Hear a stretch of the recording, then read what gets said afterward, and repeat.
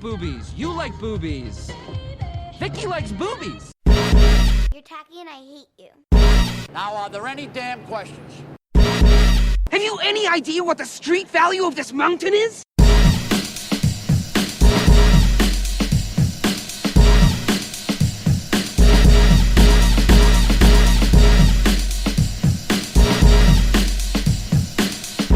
This is a nice fish, you know?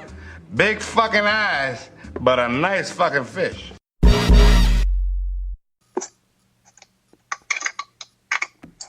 Proceed. What's I don't even know what show we're doing. It's the one above all. I just said it. I couldn't hear anything. All I hear is clickety clackety click. From what? I don't know. Off topic, too absurd. No statement to us, and I were off to a great fucking start. We're all irritated with each other. So yeah, we're nerdy every time I go to talk to her. Click.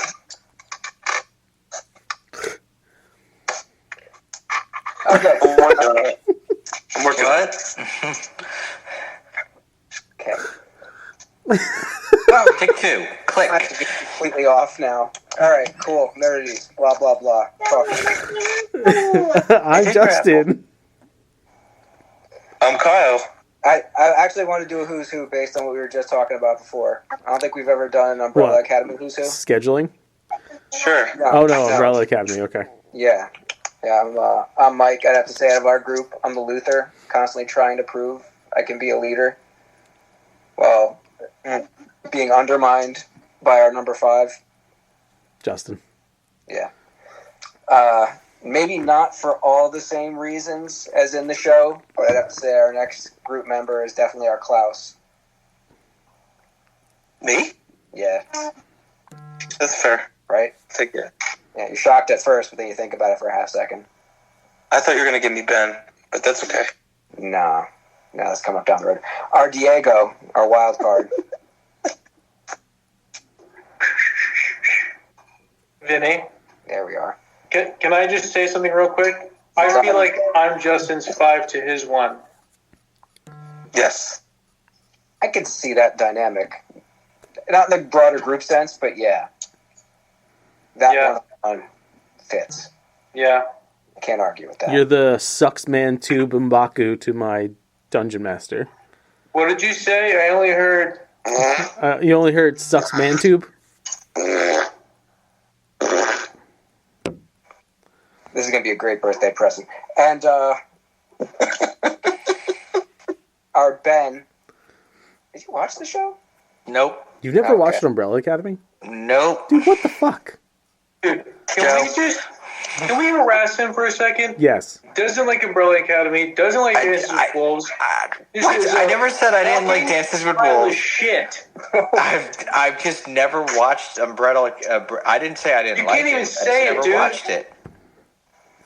I think you're so disheveled. Umbrella I'm disheveled Academy. for you. I'm just never. But I've never said I don't like Dances with Wolves. Yeah, you did.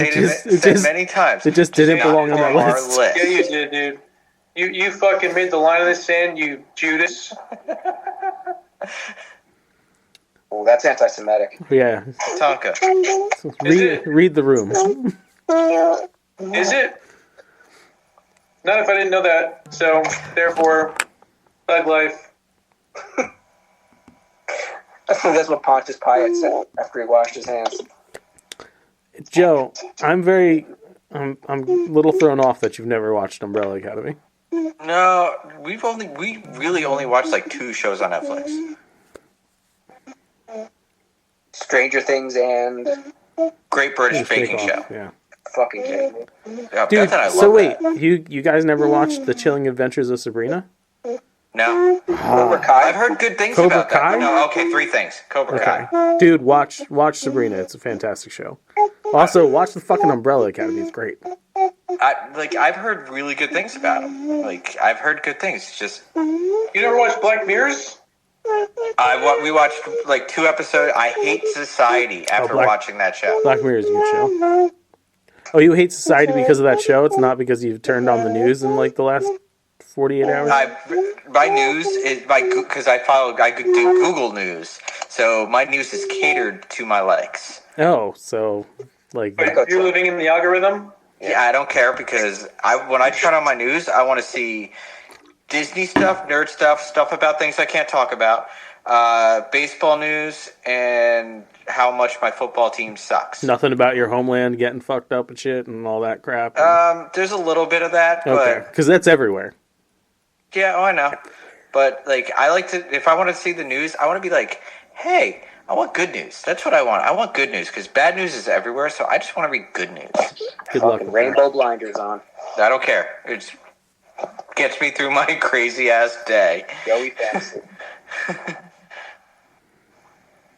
Sad. How was everyone's last 7 days or so? It was fine. You know, it's not like I didn't anticipate someone fucking up a schedule somehow. Because you know that's like every week. Be honest. Yes. Since your brain was like 99% sure it was going to happen. Yeah. What percentage of it was that it was going to happen because of me? 90%. 90%, dude. Yeah, 90% you. Absolutely 9. No, you know what? No. I'll go 60% you. 60. Okay. Then I will do 35% Pravdo. And okay. Wait. Oh wait, never mind. And 5 based on recent events? Yeah. Yeah. And 5% Vinny. Nice. Absolutely. It will never be fucking me and Mike. Nice. More reason I'm number 5. Go ahead. What? More the reason why I'm number 5. Yeah, whatever, dude.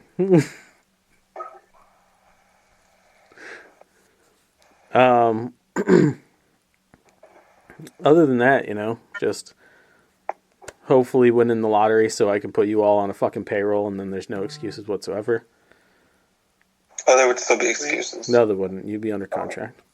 Yeah, I would save up all of my vacation time to just use as sick time. First off, no, you wouldn't, because you miss work. You miss work all the time. So no, I don't. I miss work for the girls all the time. That's what I'm saying. Which is always like last So minute. that would eat up your shit. Mike's nodding along. That's how you know I'm right. Just because it's a reason that's not frivolous doesn't mean you're not missing the work. Yeah. Yeah, I guess. I don't think you're frivolous, Kyle. I think you're a very sweet man. I didn't say Kyle wasn't a sweet man. The problem is Kyle's too sweet sometimes. Regardless of what Justin says, Kyle, Just you're like nice. just like how you're 98% too fucking annoying for most people in life. Megan doesn't think I'm annoying. She said yes. Yeah, it was. That's a lifetime type shit, dude. You're her type of annoying. You also had, like 9 years of warming her up? Yeah. Going on 8. Warming up or breaking down? There you go. Yeah, I've known her for 15 years. I will absolutely give Kyle this, though. Kyle's usually not nearly as last minute as Pravdo is. Can you also give Kyle the fact that it's never Kyle making a double plan himself? No, I blame both of you. I blame both of you equally because your communication is fucking shit. Well, first of all, it always has been. It probably always will be. First of all, it is my fault for not putting a date in the calendar that you mentioned to me without actually finalizing the date 3 months ago. But it's her fault for not actually setting up the Google Calendar for like 2 years. I'm getting weirded out by Snidely Whiplash over here screwing with his mustache. Yes. Even though it's a failed system, I appreciate that you have calendars, unlike some people. Pravdo. I have like 8 calendars. So So this is the funny thing, right? Because it's been like it's been a long time. Like 2 years might be an exaggeration, but it's definitely been over a year that I've been waiting for her to. But I think it is pretty close to 2 years. Yeah. And she finally came out and said, like, I don't know how to join the calendars. And so it took me 2 minutes to Google it, find the answer, and send it to her, to email her the link. And it took her about 5 minutes to set it up. Vinny is dying. Megan bent over and I timed out a mouth fart. Oh, child. How does she react to something like that? Does she laugh or does she shake her head and She walk absolutely away? rolls her eyes. She charged me to do one of these. Oh, shit. Nice. Yeah. That's a good response. But she laughed. She gets it. Farts are funny universally. It's true. It's funny. Fart always equals funny. Yes. Let's see, what else? Oh, you know, my mother-in-law. I just wish untimely schmelting accidents would happen. More of this shit. It's just always the same. Let me talk to you for a second. I watch Sopranos now. I can tell you something about something. Have to fall off a wagon or something. She absolutely fucked me on my electric bill. How is that possible? Yeah. Glad you asked. So, as you know, we have solar panels. Yeah, that's what I was getting at. Which means we always have a credit. But you can call the electric company and have them cash out that credit. Which someone did. Without telling anybody. Oh. So when a $200 plus bill popped in my mailbox the other day, I was like, She did this right before the 7-day rainstorm where you got no solar energy. oh, right before, it's also due right I was before. going to say, we are on video. Right before I leave for vacation next week. Oh. How has this been addressed? Angrily. Okay. I bet. Not So- effectively, just angrily? The way I normally handle things. Yeah, but there hasn't been an outcome, a positive outcome to it. It's just you. Well, it wasn't. So, interestingly enough, the electric company is also very much at fault here. So she didn't drain the whole thing. She took part of it. But they removed my entire credit. And they did not give her the other part of the credit. So magically, $100 in credit is missing. Okay. It's a group effort in fucking up. Yeah, so... Who's your solar through? My solar is through... I don't even fucking remember off the top of my head. But I have AC Electric. Yeah, it doesn't matter who installed it. It doesn't right? matter, You're no. dealing with the electric company. Yeah. But we'll be straightening that out, because if you think I'm paying a fucking bill now, after they snaked money, got another fucking thing coming. Did I tell you guys about my customer service snafu recently? Involving my PlayStation Visa card? No. No. Once again, my shit got snagged. Oh. My card. But because I'm so anal retentive with this card, I literally pay it off every 2 days. The day $810 got spent at Bass Pro Shop. That's right. You frequent that so often. Every fucking never. I've only ever been in one once, and I spent the entire time talking to my mom like, don't do that timeshare. Don't do it. Oh, okay. All right, fine. It's your call. But you're so outdoorsy. Yeah. I'm Mr. Roughing It.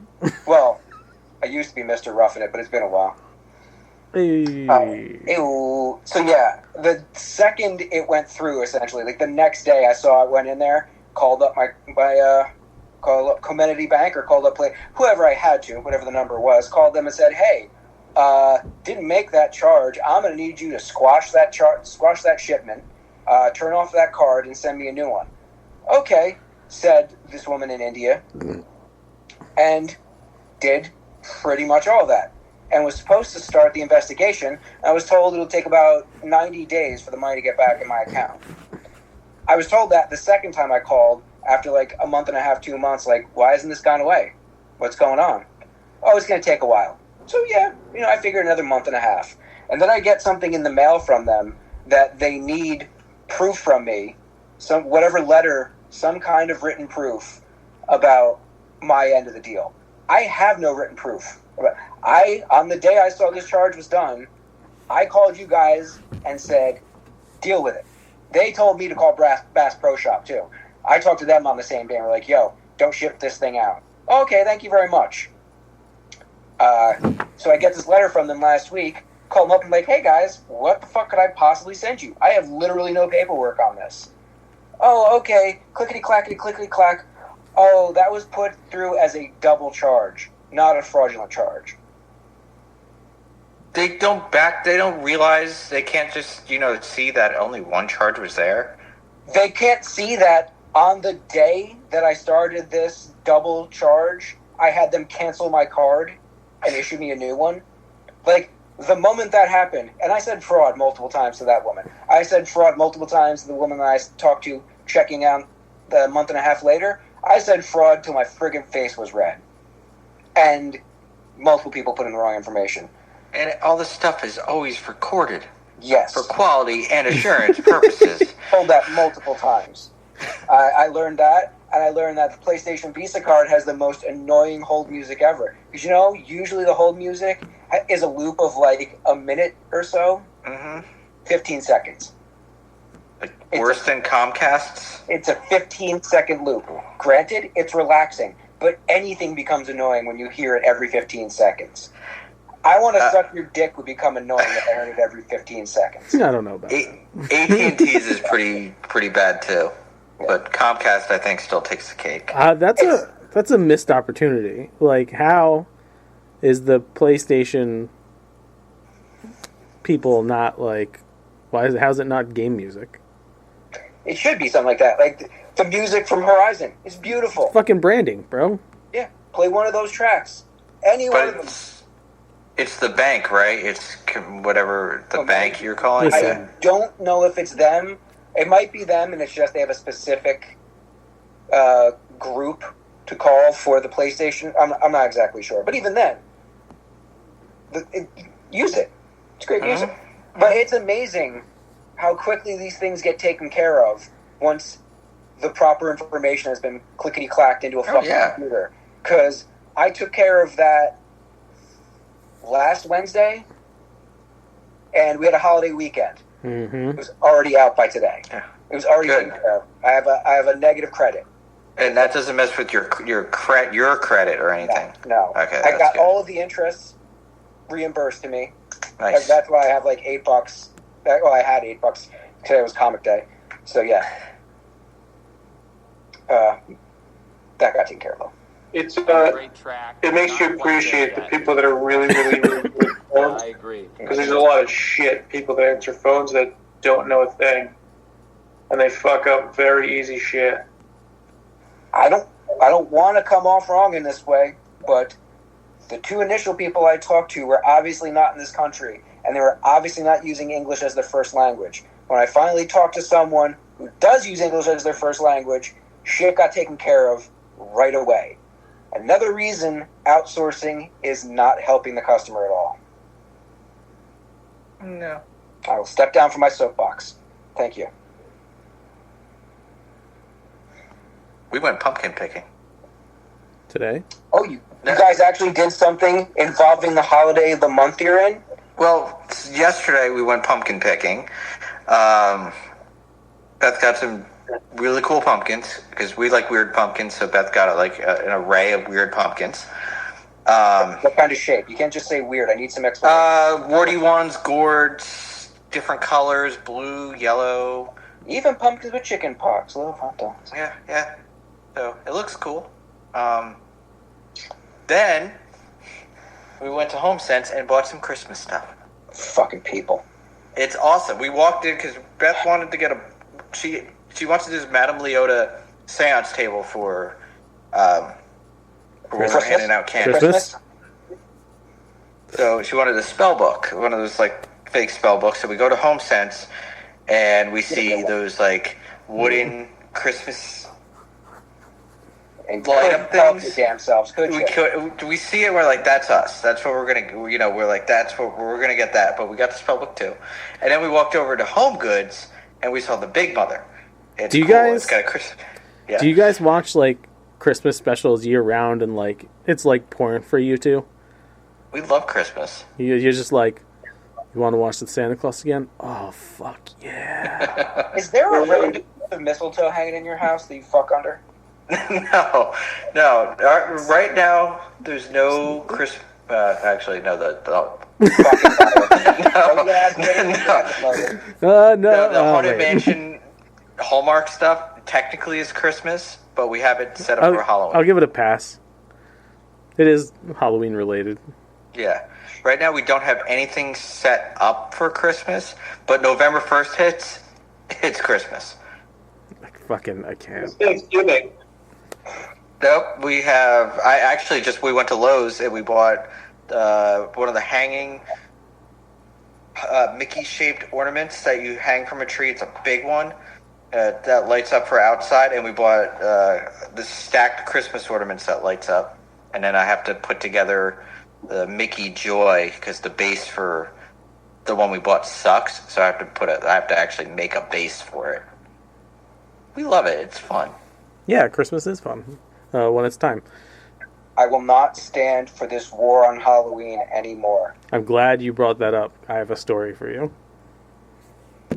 I wasn't even going to put it in the news, but they're shutting down one of New Jersey's top trick-or-treat streets. Fine. Thompson Street in Bordertown. Police say they're worried about safety, so they're shutting down one of New Jersey's best trick-or-treat streets. How do you not allowing people to walk on the street on the 31st? Yeah. That's about as disconcerting as martial law. That's bordering on martial law. I guess. Doesn't look ghetto. It looks pretty nice. And why? Because there's a war on Halloween. There's absolutely a war on Halloween. I was joking before, but they don't want it. They really is. I believe the hard right doesn't want it as a holiday. I don't like. Do you remember Halloween? Well, I'm sure on the Halloween show we'll get into this, but like Halloween when we were kids is so much different than it is now. Well, yeah, my nephew when he goes out trick or treating, like he goes to like one neighborhood and then calls it quits. Yeah. Oh no. We were out for hours. It didn't matter if it was a school night or a fucking weekend. Halloween got better in our later teens because someone had a car. Mm-hmm. That meant you did your neighborhood, and then when that person with the car came around, you hopped in theirs and went to whatever the best neighborhood was. Yeah.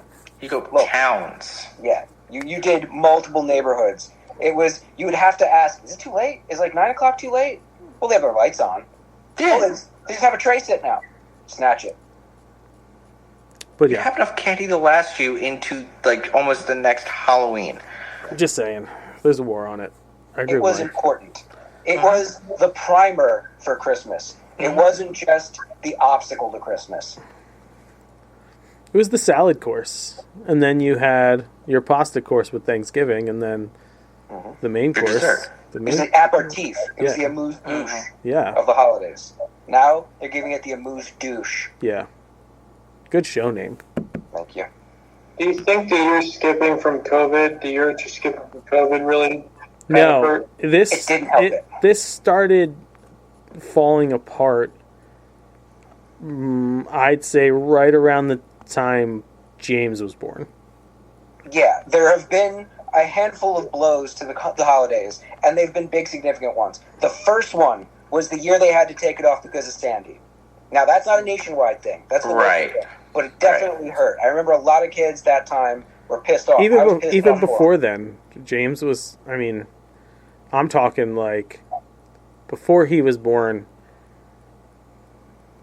Maybe my second or third year in culinary school was like when I noticed like a huge drop off. It's when kids really stopped fucking going outside in mass like we all used to. Yeah.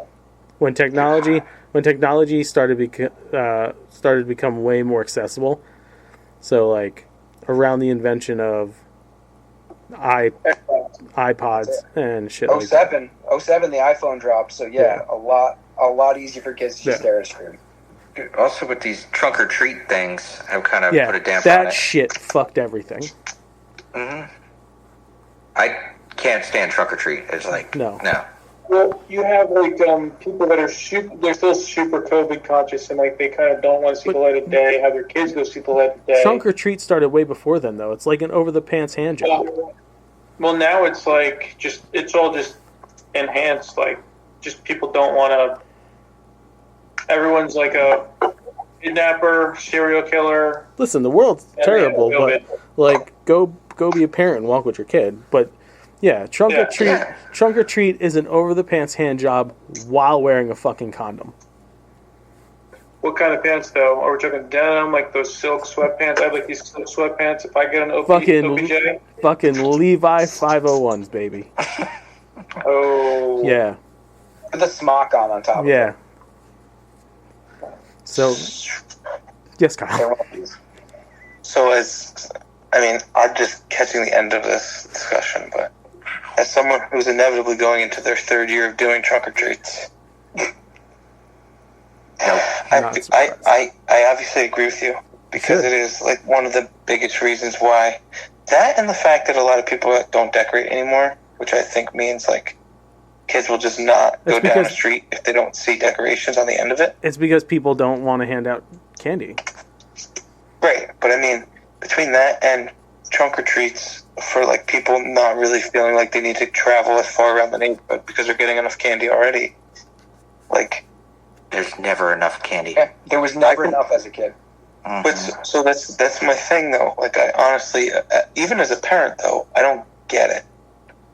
Like, to me, right, a trunk or treat is just like a bonus thing. It's like a bonus way for your kid to get to wear their costume another time, and like get extra shit. It's not like a replacement to regular trick or treating. But I do know a lot of people that feel that way. Oh, I know. Yeah, that's what's wrong. It's the people who go, oh, you did trunk or treat. You don't have to go trick or treating, so we're gonna not let you have that fun. Those were the fucks that were scared shitless as kids, and like, you know, the decorations scared them, and the older kids in costumes scared them, and they're like, I don't want to, I'm gonna trick or treat from the trunk of my car. But so like, I understand like why they feel that way though. Fuck but like, I just feelings. can't bring myself to ever become that. Like, good. I get the because if you think about it, right, like certain areas have Halloween like on different days or whatever, but like not here. Like here, Halloween is the 31st. Yeah, here Halloween is the 31st, and you go trick or treating on the 31st. And like, I live in an HOA. Well, actually, it's the whole township, right, Justin? That there's like a trick or treating time limit. There is a time limit. Like, it's supposed to end at like 9 o'clock. Really? That's fucking disheartening. But nine's not bad. Yeah, but to have any kind of... It's like 6 p.m. to 9 p.m. or 5 p.m. to 9 p.m. It's 5 to 9. Yeah, but okay. People at 3. As soon as you get out of school, that's when it's... Yeah! That's what it... But like, if you think about it, right, like, it's a lot easier for parents to, like... Because Halloween's usually on a weekday. It's a lot easier for parents to just take their kids on, like, a Saturday or a Sunday to a trunk or treat and only have to do it for, like, an hour because there's only X number of cars, and then once they're done, they're done. Yeah, but it being easy for the parents, not the fucking... Like, it's easy for a parent to buy 2 fucking Christmas presents and say, this is how much Santa does for you. But look at your house. The whole fucking living room is covered with shit. Yeah. I'm like, our house is like a really bad example, one, for like how to manage finances in a household, but also 2, like how to show restraint when it comes to things you do for your children. Like, both of those, like, we're not good for either of those. Like, we agreed after last year that Zach's going to get presents, but from now on, James will get, like, a game, an outfit, but the big thing is we take a trip every year. Especially now with me being a travel agent. I get better deals and we can go wherever the fuck we want. But, like... I have to ask you a question about travel things. Okay. Good question. Yeah. Do you do international? Wait. I'm going to go first. You buy him Hess trucks and then just put him in the attic and say, well, good luck, kid. We have all the Hess trucks from when I got my first one. They're in the crawl space here. Good luck getting rid of those. Some of them are worth like $200 a piece. For reals? Mm-hmm. Well, like 40-year-old ones, yeah. Yeah. Yeah, they no. Anything from there's runs from the 90s all the way up to like 98. They're worth like $250 a piece. When they were still fire trucks, remember all that? And then like the first ones would have had like the little DeLorean thing in the back. Yeah. I remember that one. They're constantly figuring out new things to do with it because it's getting stale. They're going to have a Hess freaking helicarrier soon, I guarantee it. Yeah. Go ahead, Vin. Do you have a follow-up to that? I don't know where any of mine went, to be honest with you. I remember I got them every year for like 10 years. That was one of our presents every year. I've never seen them to this day. They're probably they're not at Nanny's now. She doesn't have anything. But your mom... She gave away my Hess trucks, too. Probably. She gave away my fucking Sword of Omens. Yeah. No shame. She's just like, they don't need it.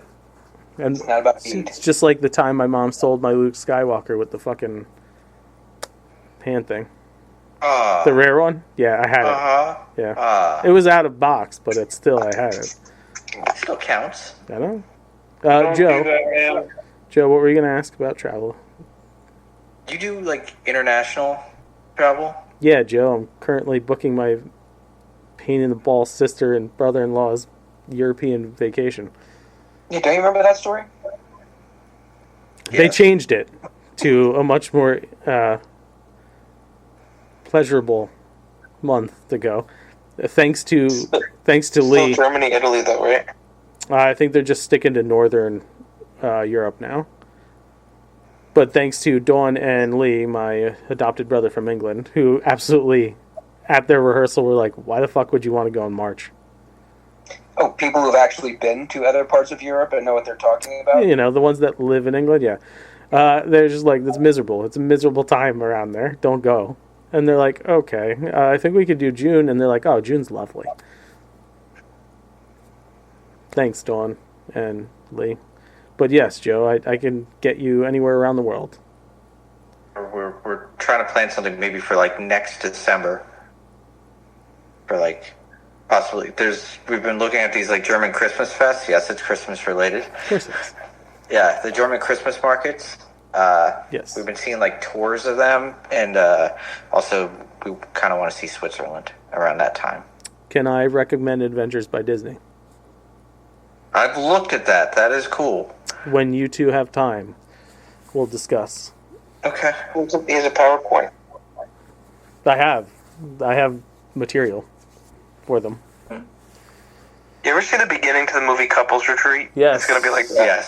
Yes. It's pretty much how all my dealings in the travel industry have gone so far. Okay. Glad we were all able to vent. Ready to get into show stuff now? Sure. Yeah, let's get nerdy. I don't have a lot, so that was good. A little bit of casting this week. Oh, Very little. They've cemented the 3 leads in Guillermo del Toro's Frankenstein movie. They have they? Yes. Oscar Isaac, Mia Goth, and Andrew Garfield. Now, Vinny is doing his best Run the Jewels impersonation. And that's exactly what I thought too, except it's not going to be your standard run-of-the-mill Frankenstein story. Okay. It takes place 40 years after the events of the book. But the monster dies at the end of the book. Does he? Yes. He jumps into the freaking ice and freezes himself to death. Yes. Or did he? Thank you, James. But he'll also be searching out, I believe it's Frankenstein's assistant to try and unlock. Could be Igor, could be another character they created. It's it's not just going to be a retelling of the story. Unfortunately, we don't know who any of those people are playing right now, but that's a pretty strong cast, you know. Yeah. Moon Knight, Pearl, Spider-Man. I'm into it. And this is not a specific casting, but we know that once the actor strike is over, Marvel will announce the new FF cast. Yeah. So another good reason for this to end quickly. I guess they don't want to put them on blast while they're still... Yeah. They're resuming negotiations tomorrow. It's kind of fucked up. I was gonna say, would you prefer like a one at a time reveal of who they are? No. Not at this point. No. If they had done it a while ago, every once in a while, drip feed us a name, that'd be cool. I want a big presentation. I want them to go out on a fucking stage. Yeah. I want to see Kevin Feige, laser lights. I want to see Goldberg's entrance for these people. What if it's underwhelming when they release all the names at once together? There probably will be. Well, then it'll be extra underwhelming one at a time. Yeah. Because if they couldn't manage some kind of emotion out of us when you drop all 4 or 5, if they're going to give us whoever the villain's going to be, most likely. They couldn't. If that doesn't move our pickles even an inch, one at a time is just going to be... It's going to be slowly taking that Band-Aid off. Well, it's going to be Mole Man, right? You know, I'm not sure if you're joking right now, but I kind of want to see Mole Man. I wasn't joking as a possibility, but I was joking in terms of who I think it's actually going to be. Paul Giamatti is Mole Man. Jason Momoa is Mole Man. Matt Smith is Mr. Fantastic. We all have hopes, don't we? Nathan Jones is Mole Man. Bravo. Thank you. Craig Robinson is Mole Man. Why are you down in my fucking pit? Get the fuck out of my pit. I'm gonna send my monsters after you. That was the sum and total of my casting. I'm guessing that's the sum and total of all the casting. Oh, casts. They announced the voice cast of Spider-Man freshman year. Oh, yeah, I did see that one, but it was like, I don't know who half of these people are, so... Yeah. Well, Hudson Thames is returning to voice Peter Parker. He was the Peter Parker in What If. Eugene Bird as Lonnie Lincoln. He's from Spidey and His Amazing Friends and 8 Mile. Grace Song from Kidding as Nico Minoru. That was an interesting name to see pop up. She's one of the Runaways. Yeah. Okay. All right, so they think they're going to be cross-pollinating from word go. I think so. Hugh Dancy from Hannibal as Otto Octavius. Kari Walgren from Fooly Cooley and Rick and Morty. Mm-hmm. Yeah, she's a name that... As Aunt May. Out of all of them, I was like, oh, Kari Walgren. Awesome. And Zeno Robinson from My Hero Academia and Pokemon Master Journeys, the series, as Harry Osborn. I thought you were going to say my hairy ass. My hairy ass. It was pretty hairy. Charlie Cox will be reprising his role as Matt Murdock, Daredevil. Okay. Paul F. Tompkins announced as Bentley Whitman / The Wizard. And there you have it. And the other bit of casting news I have is Margot Robbie and Ryan Gosling are reteaming for an Ocean's 11 prequel. Set. I already know the answer is money, but... set in the 60s, and it is not a prequel to the Ocean's 11s that we've seen already. It's not a Clooney prequel? It's a Sinatra prequel? No, it's not a Sinatra prequel either. Well, it's... Huh? Stupid. That is how it was explained in the article. God, I hope it falls through, because that's stupid. So it's... Yes. No. Yes, Mike. Yes.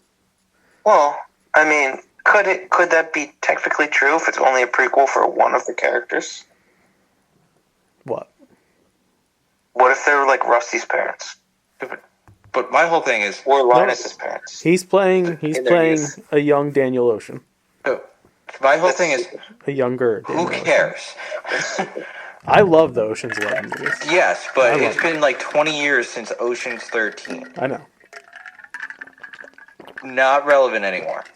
This is the guy who, when we did our Who's Who last week, kept bringing up the Sinatra names. Yeah. Yes, because I was doing that to be an asshole.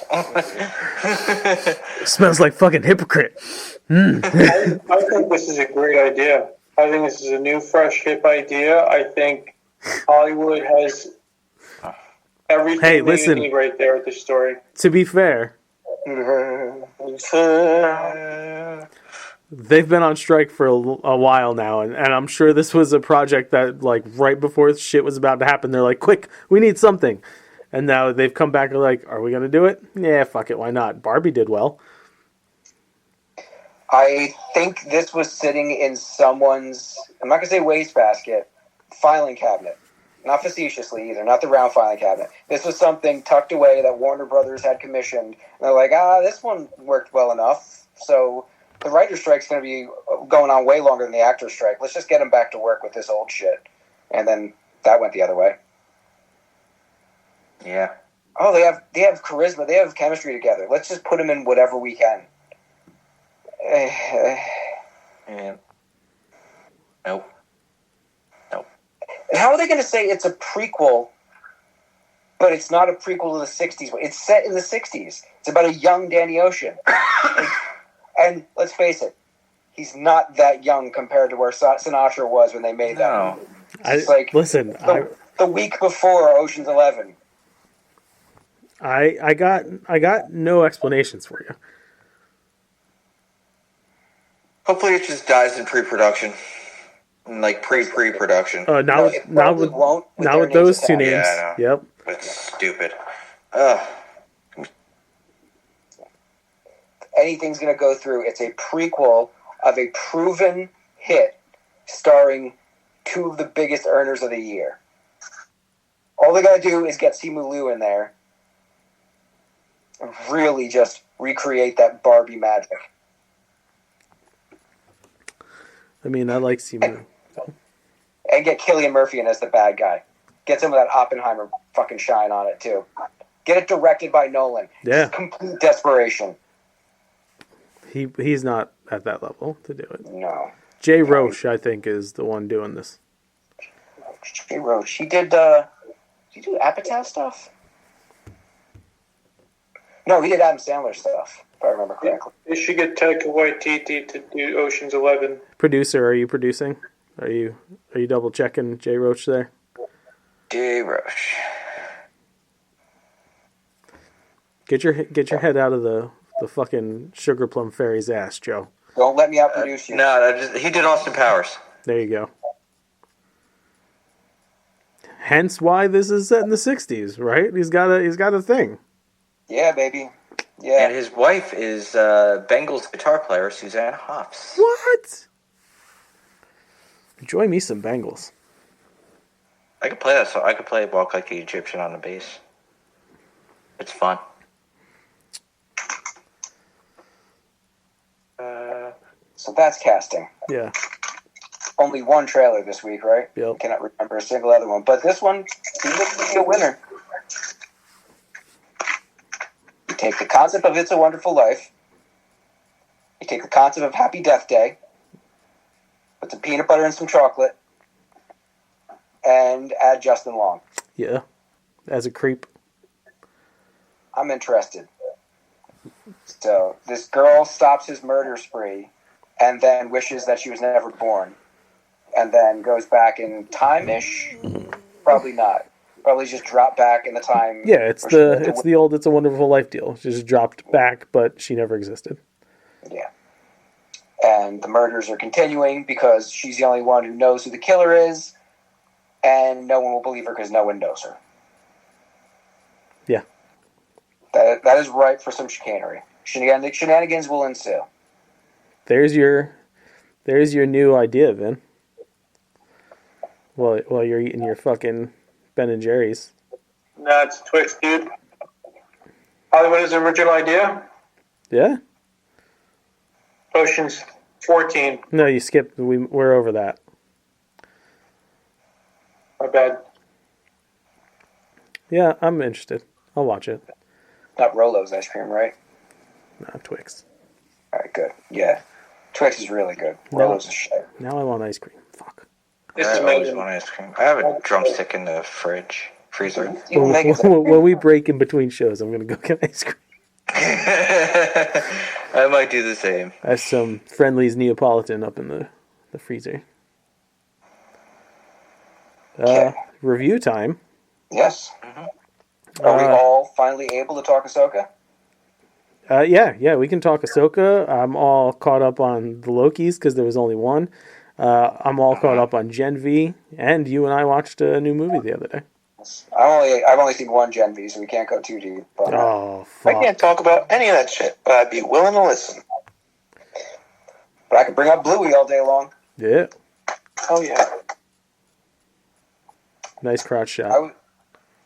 I was super happy with Loki season 2 episode 1 because that shit starts and it doesn't stop. That was great. Fun story about us watching Loki the other night after you left. Mhm. So, click on to the old Disney Plus. And I took the remote from my wife because I'm like, you're always snacking and you don't skip the things. So she laughs at me. I take it, I turn on Loki, and I click, okay, see it's right away, and the episode starts, and it's like showing a recap from last season, and I was like, oh, of course. And then all of a sudden the episode starts playing, and it was like, I'm like, this seems really familiar. I'm like, what are they? They're time traveling back to a moment from last season? Well, that makes sense, I guess. It's a time travel show. Which episode from first season did you start? About 5 minutes in, and Ashley's like, I really think this was last season. I was like, no. So I pause it, and season 1, episode 2, and I was like, huh. So Yeah. I guess I was sort of dyslexic for a minute there. So then Yeah, we that started the episode proper.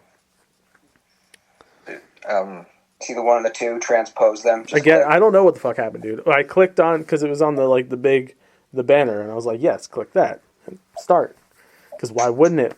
If it's an advertisement for season 2, start season 2. Somebody could have watched, like... It's probably what the happened. episode. Yeah. Probably my child, the older one, because now he doesn't have his own. the self-proclaimed genius. I love the Doctor Who vibe from Loki. Like the whole timey-wimey going back and forth through time. It had very Bill and Ted feel to it, in that we need a thing in this time period. And I accidentally get pulled back to the last time period. Well, we don't have that thing. Wait, no, I do have that thing because I just did that 400 years ago, which completely contradicts with the time travel they've had before. But it makes sense because nothing makes sense in the TVA. Nope. But when Loki pruned the wall and to reveal all the Kangs, Another hardcore moment. that was Yeah. pretty awesome. And OB, you gotta give it to OB. Love him. Yeah, I love Key's energy. That he helps.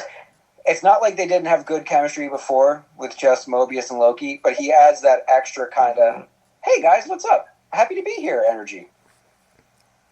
Just that one little part when Loki went to the future, when he realized it was the future, I bet we're going to see that in the last episode. Yeah, I'm pretty sure he's the one who pruned himself, Yes. which is another paradox that doesn't make sense, but I'm guessing that's how it's going to have to happen. Yeah, 'cause when you saw Sylvie there, you're like, it's not adding up. Yeah, when they cut to that later on, and she comes out of that elevator, and he gets pruned, and he's standing behind himself, Mm-hmm. they're gonna cut to her like, oh no, and then they're gonna cut to him like, ta-da. He does love saying ta-da. Yeah, but he won't.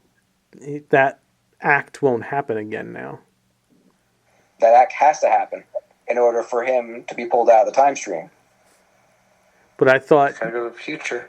But I thought because at that point he eliminates all of other selves from the timeline,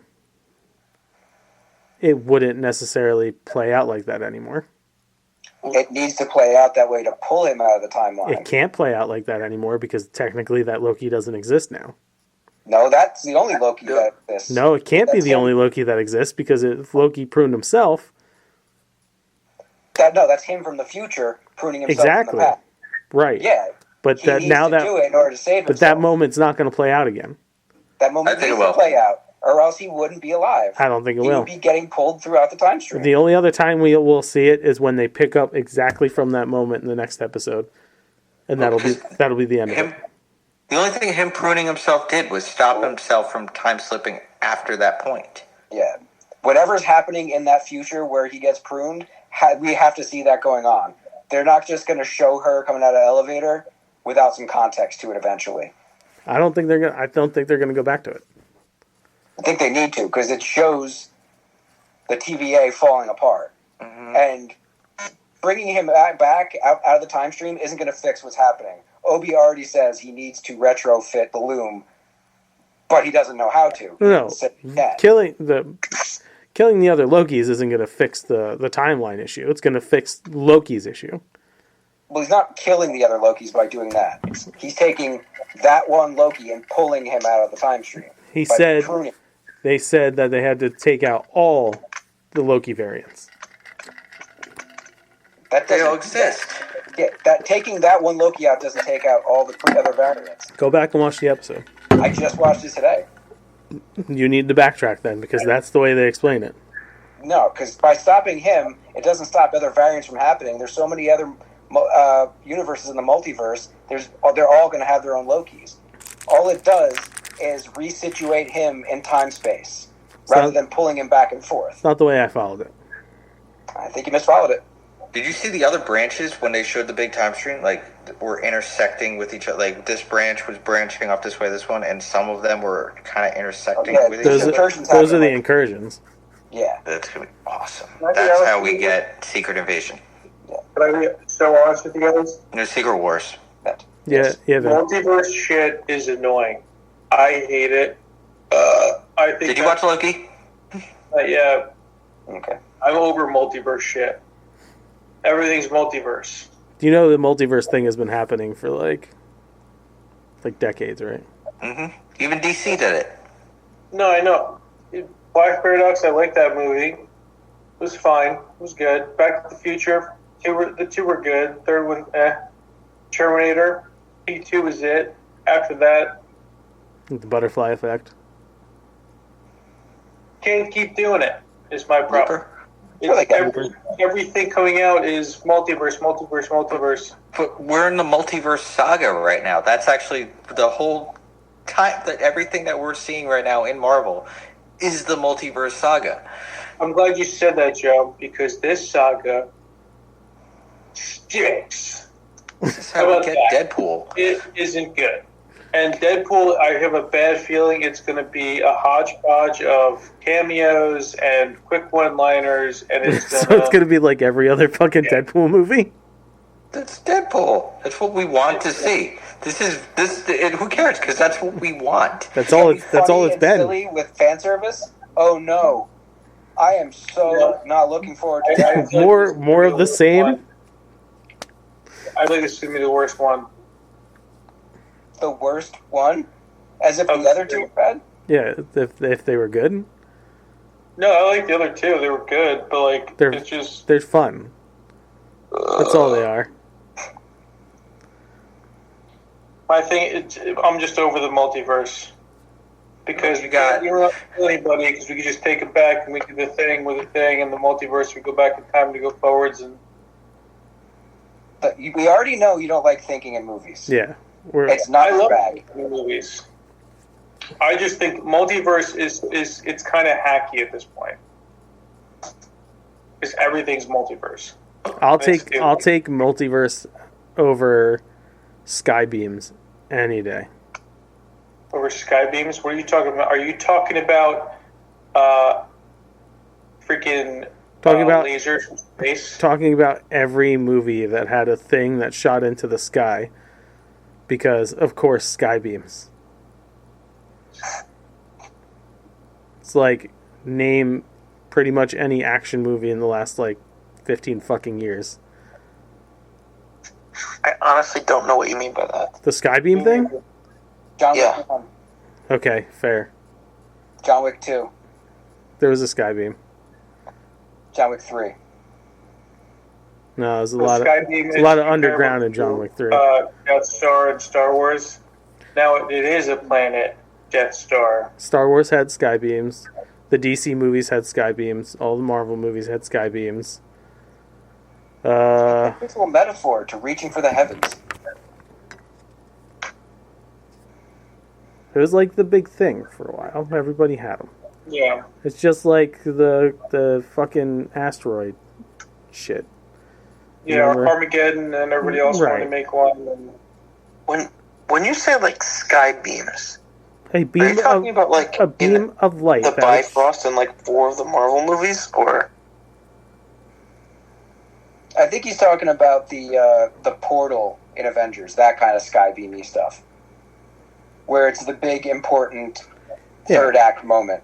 Transformers, Fan 4 Stick, Big Hero 6. Ghostbusters, Avengers. Ghostbusters Afterlife. Yes.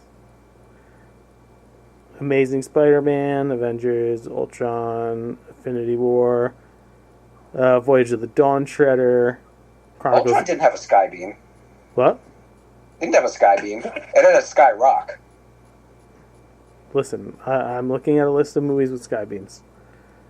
There is no way there's a list of movie with skybeams. There Is this is. a fucking ranker thing? No, I'm looking at it right now. Who made it? No, it's not Ranker. It's Post. list challenges. It's pulled from Rotten Tomatoes and Screen Junkies. So, Well, then I automatically question it because there's no skybeam. in Age question of whatever the Ultron. fuck you want. I'm just telling you. These are the ones with it. Chronicles of Riddick, Dark City, Dylan Dog Dead of Night, Dark Tower, I've seen the Fan end 4 of it. Stick, Fifth Element, Final Fantasy The Spirits Within, Ghostbusters, the female version, 1984, Ghostbusters, Gods of Egypt, the whitewashed Egyptian mythology movie, Hocus Pocus, Book, Hellboy, Hot Tub Time Machine, Independence Day Resurgence, Iron Man, Justice League, Return of the King, Maleficent, Man of Steel, Men in Black 3, R.I.P.D., Raiders, You managed to get a list in. Rogue One, A Star Wars Story, the 09 Trek, Star Trek 5, Suicide Squad, Super 8. There's more, but I'll stop. Okay. Anyway, Justin says you can't shoot stuff from the ground anymore. Didn't say that. I Multiverse said is awesome. I will take the multiverse over the shooting shit from the ground into the sky thing. That is what I said. So yeah, we all liked Loki. yeah. I like Did we all like? saying I'm burnt out from multiverse shit. Did we all like Ahsoka? It's good. No. It was alright. It was It was all right. It was alright. I'm happy with where it landed. Listen, thank you so much. Thank you for saying that. I like that. Yeah, it did. response. Like, listen, it didn't rock my fucking tits off or anything, but it was Thank you. it was cool seeing Rebels characters in live action. Like, I'm all about that. I think they absolutely dropped the ball by not having Zeb show up in the fucking show. I Season 2. think that's season 2. Yeah. That's great. That's great for season 2, but I think it was just a missed opportunity. There's nowhere for him to be. He wouldn't have been important to the whole thing. He could have been He one was of the training X-Wing cadets. pilots. But yeah, he's doing a different thing now. It's fine. I'm just saying. I think it was a missed opportunity. It's I wanna not see a him it's do not a it. thing for me to be right or wrong about, Mike. I can have a Yeah. fucking opinion about it. I just I know. don't. I like he wasn't. Yeah, I'm saying remember I that don't think in it my was same in mind. there. But I agree with Justin. Zeb, man, get Zeb in there. What's up? What's up with that? Stop lying. You belittle yourself by lying. I love Zeb, dude. Zeb's my dude. What's that look like? Alien, obviously. Okay, that was a I'll shot. be back. Joe can't get Sadie to sleep. Okay. That was 50-50. But yeah, I mean, I knew it wasn't going to be anything fantastic because it's all leading into the fucking movie they're going to do with all these shows, right? So all these next seasons of all this crap is just going to be like prepping for that. It's fine. Yeah. It wasn't terrible. It wasn't the greatest thing ever. But right, like, oh, right. This is nice. This is a lot of fun moments. It made me smile a lot, but like season 1 of Mando? No. It was slow at times, and I don't mind slow, but I can understand how a lot of people watching would just be like. I was upset at the end, just seeing Balin on the cliff. Yeah, I'm really wondering how they're going to handle that storyline. That he was. Everyone's kissing his ass for his performance, and like everything else in it, it wasn't bad, but he didn't get his moment to really shine in it. He had some good fight scenes. Yeah, but the thing is when they made that, they had no idea. No, he could have been the big build for 2. Yeah, right. It's not my indictment on the show. Yeah. I'm sad that it's not going to... Either they're going to have to recast it... Which is probably what they're going to do. They're going to have to. Kill him off screen. No. They're not going to put him under a helmet. Not a character like that. No, he was... And they can't deep fake it. So they're going to have to recast it. Yeah. Yeah, they're going to have to. Like... Or... Because they're not going to kill him off screen. No, the way they ended it with the father and the son and the wreckage of the daughter. He didn't accomplish anything. So for him to have died before he accomplished anything, the only thing he could do there narratively is push it on to her. Right. Who she didn't even really know what he wanted. No. So he'd have to come back as a Force ghost and tell her what the hell it just... Yeah. There's no way to tell that story easily without recasting it. Right. She's with the samurai, whatever, those samurai-looking things. The Raiders. Yeah. Yeah. She's listless.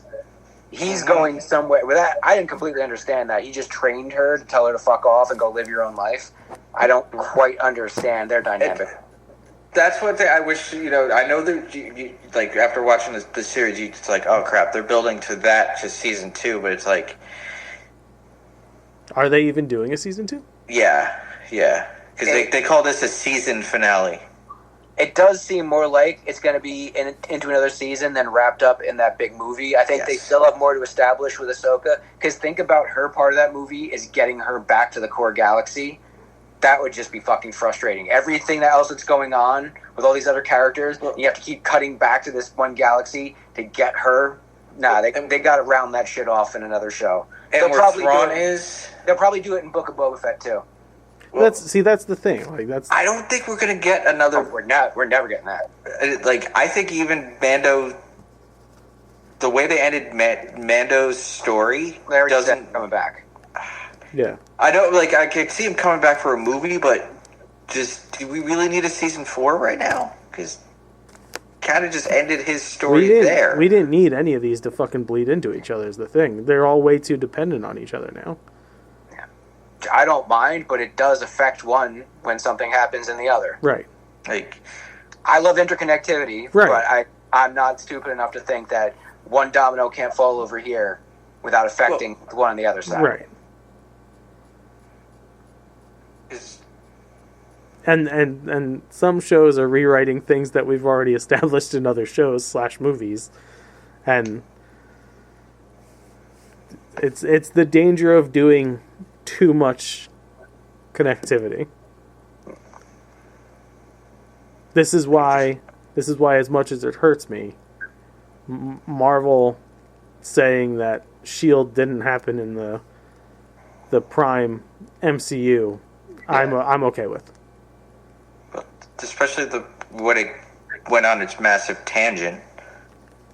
Well, it went out into space and then barely. But that's when it was its best, though. Yeah, it was fun, but it wasn't interconnected. Right. Yeah, do their own thing and just make it look like the MCU. Right. Because the only thing we got in like the later seasons was, Thanos is coming. Yeah. There's this purple guy. You got to watch out for him. Yeah. All right, we will.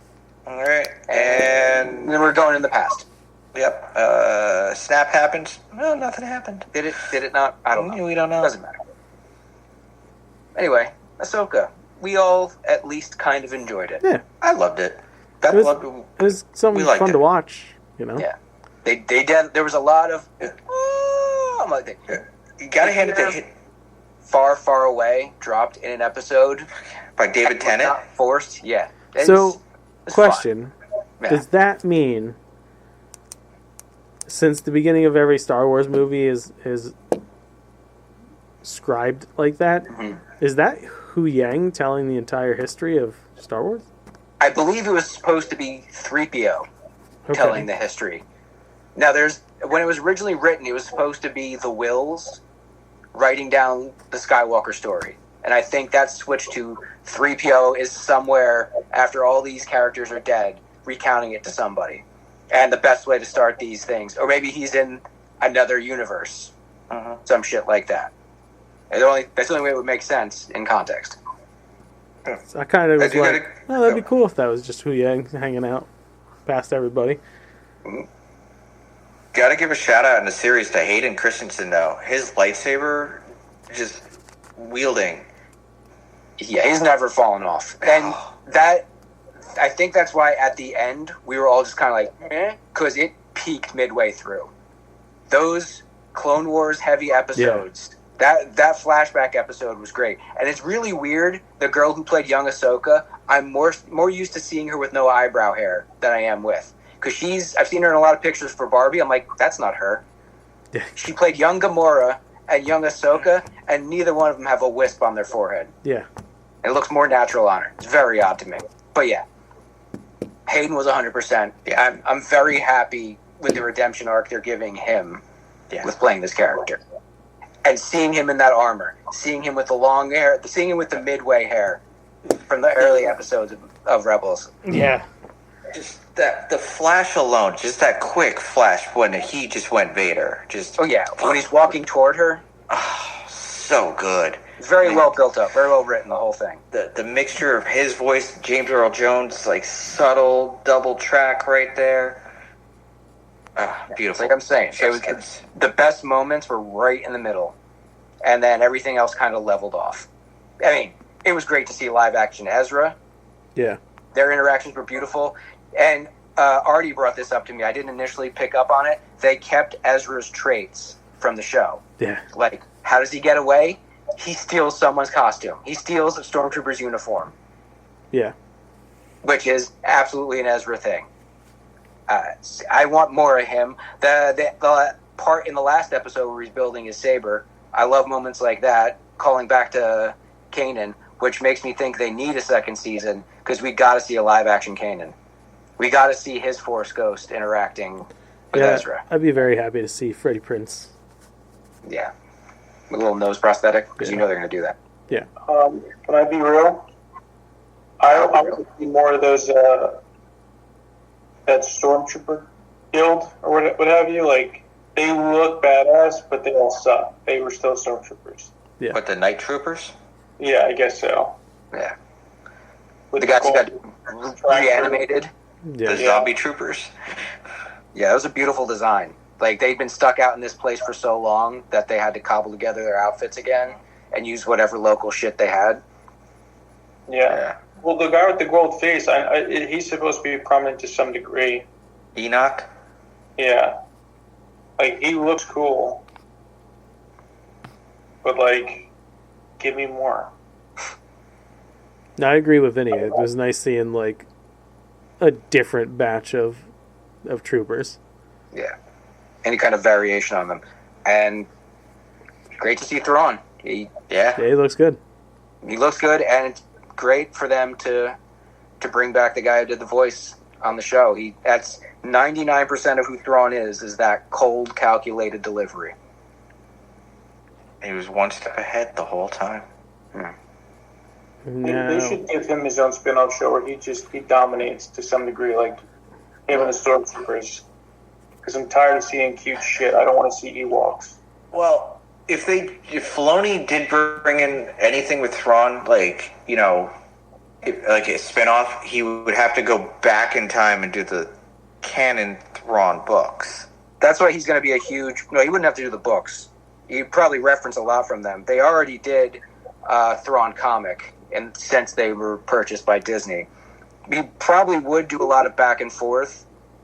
Thrawn origin, Thrawn modern. I think he's just going to be a huge part. Like, he's going to be the primary focus. He's going to be the Thanos. in this story coming up as Thanos was in Infinity War. Like it was his movie. So this thing is going to be Thrawn's movie, and everyone else is just going to be dealing with him. I'm guessing Vinny didn't like the little hermit crab guys. Love the little hermit crab guys. I expected as much. Dude, like, stop. I mean, Dude, they were fine. They're not cute, dude. Don't say awesome. They were fun. It's just another fucking creature. They were fun. Get them away from me. The reveal moment I enjoyed. You know something weird's going on with that wolf dog lizard thing sniffing at a rock. Yeah. You see it pop up. That was nice.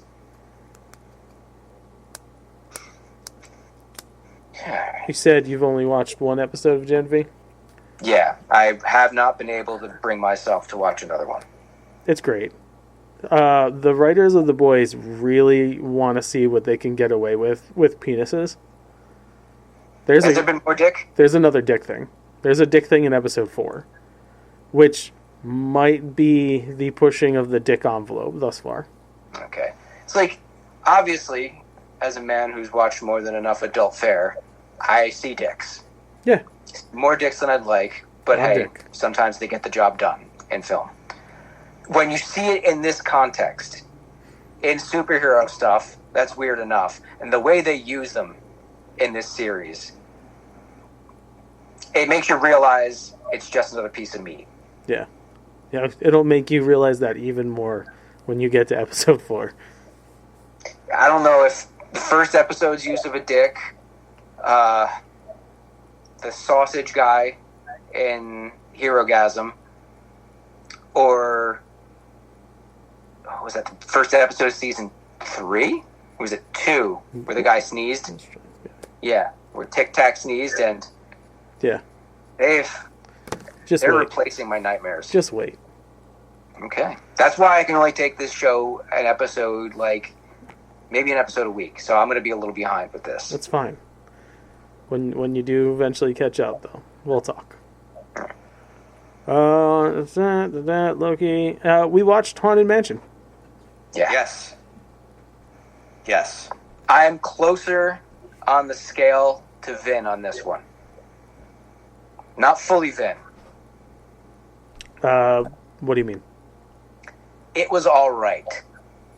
It got a few jokes, but the more and more I thought about it afterward, the plot, while interesting, while a good use of the core material,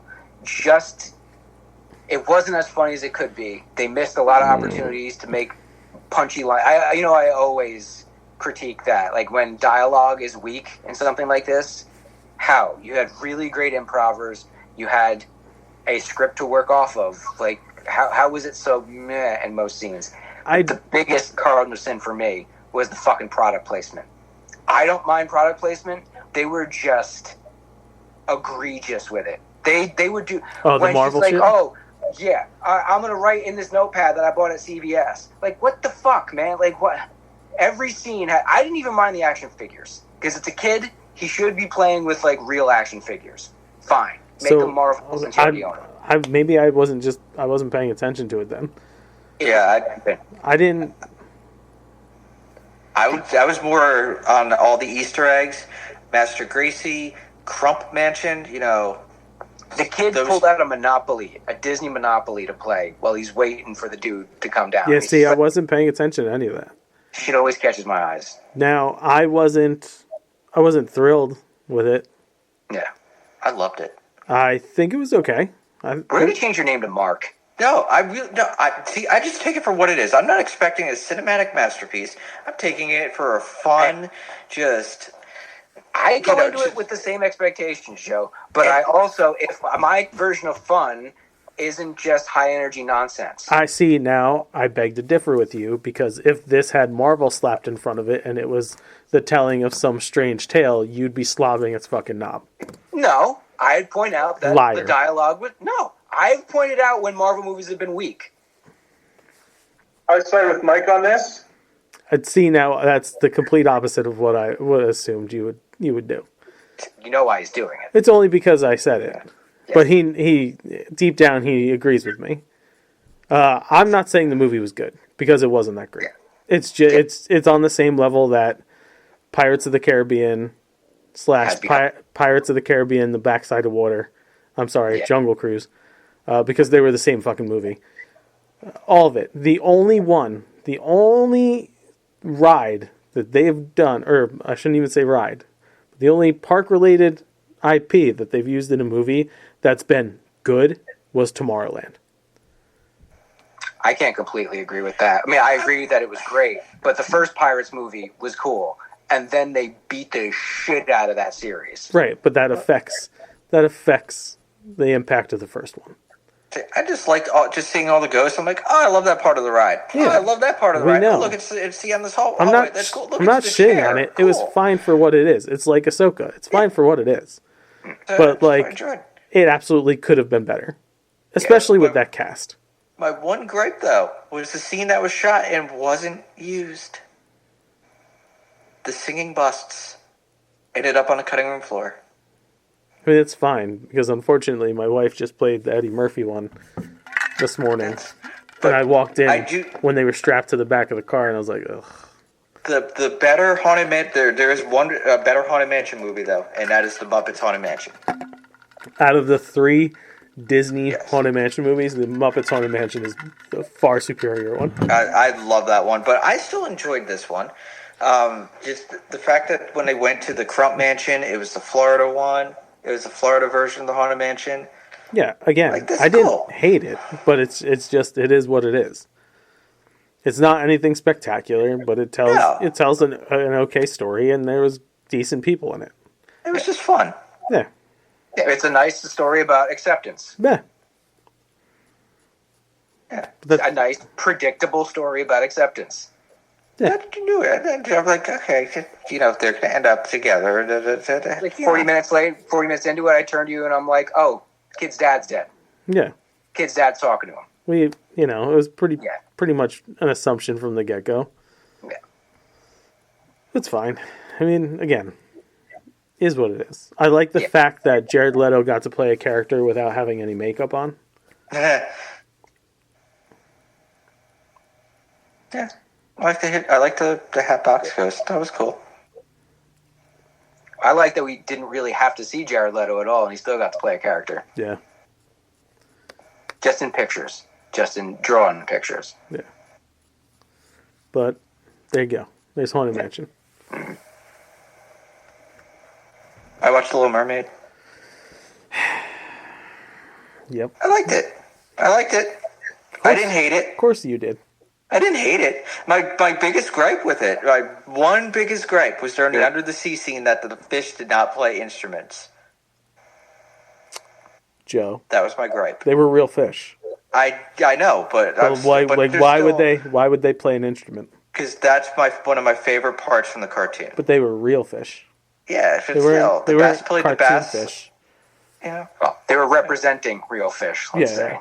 So, there was another part that I'm like, I kept trying to look up info on. The fisherman that rescued Ariel when she became human. Was that Sebastian? I can't find any. Because I know he passed away, but I don't know if he passed away while this movie was in production, because I haven't seen anything with Samuel Wright's name attached anywhere. I'm almost positive that was him. Oh, he looked just like him. Yes, he looked just like him. Did Daveed Diggs get a live action moment in it too? I know they tend to love getting their voice actors' faces in Maybe at some point, but it's probably like in passing. I noticed him, and of course everybody you noticed Jodie Benson. They gave her a moment though. Yeah. But I liked it, Listen, I didn't hate it, but again, it's the same thing. It's just they made it. It's all right. That CGI was fucking dog shit though. The one part where I think the CGI I thought faltered the most was when during the battle with Ursula.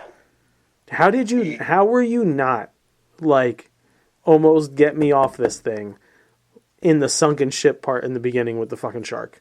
Her face doesn't move with the rest of her body.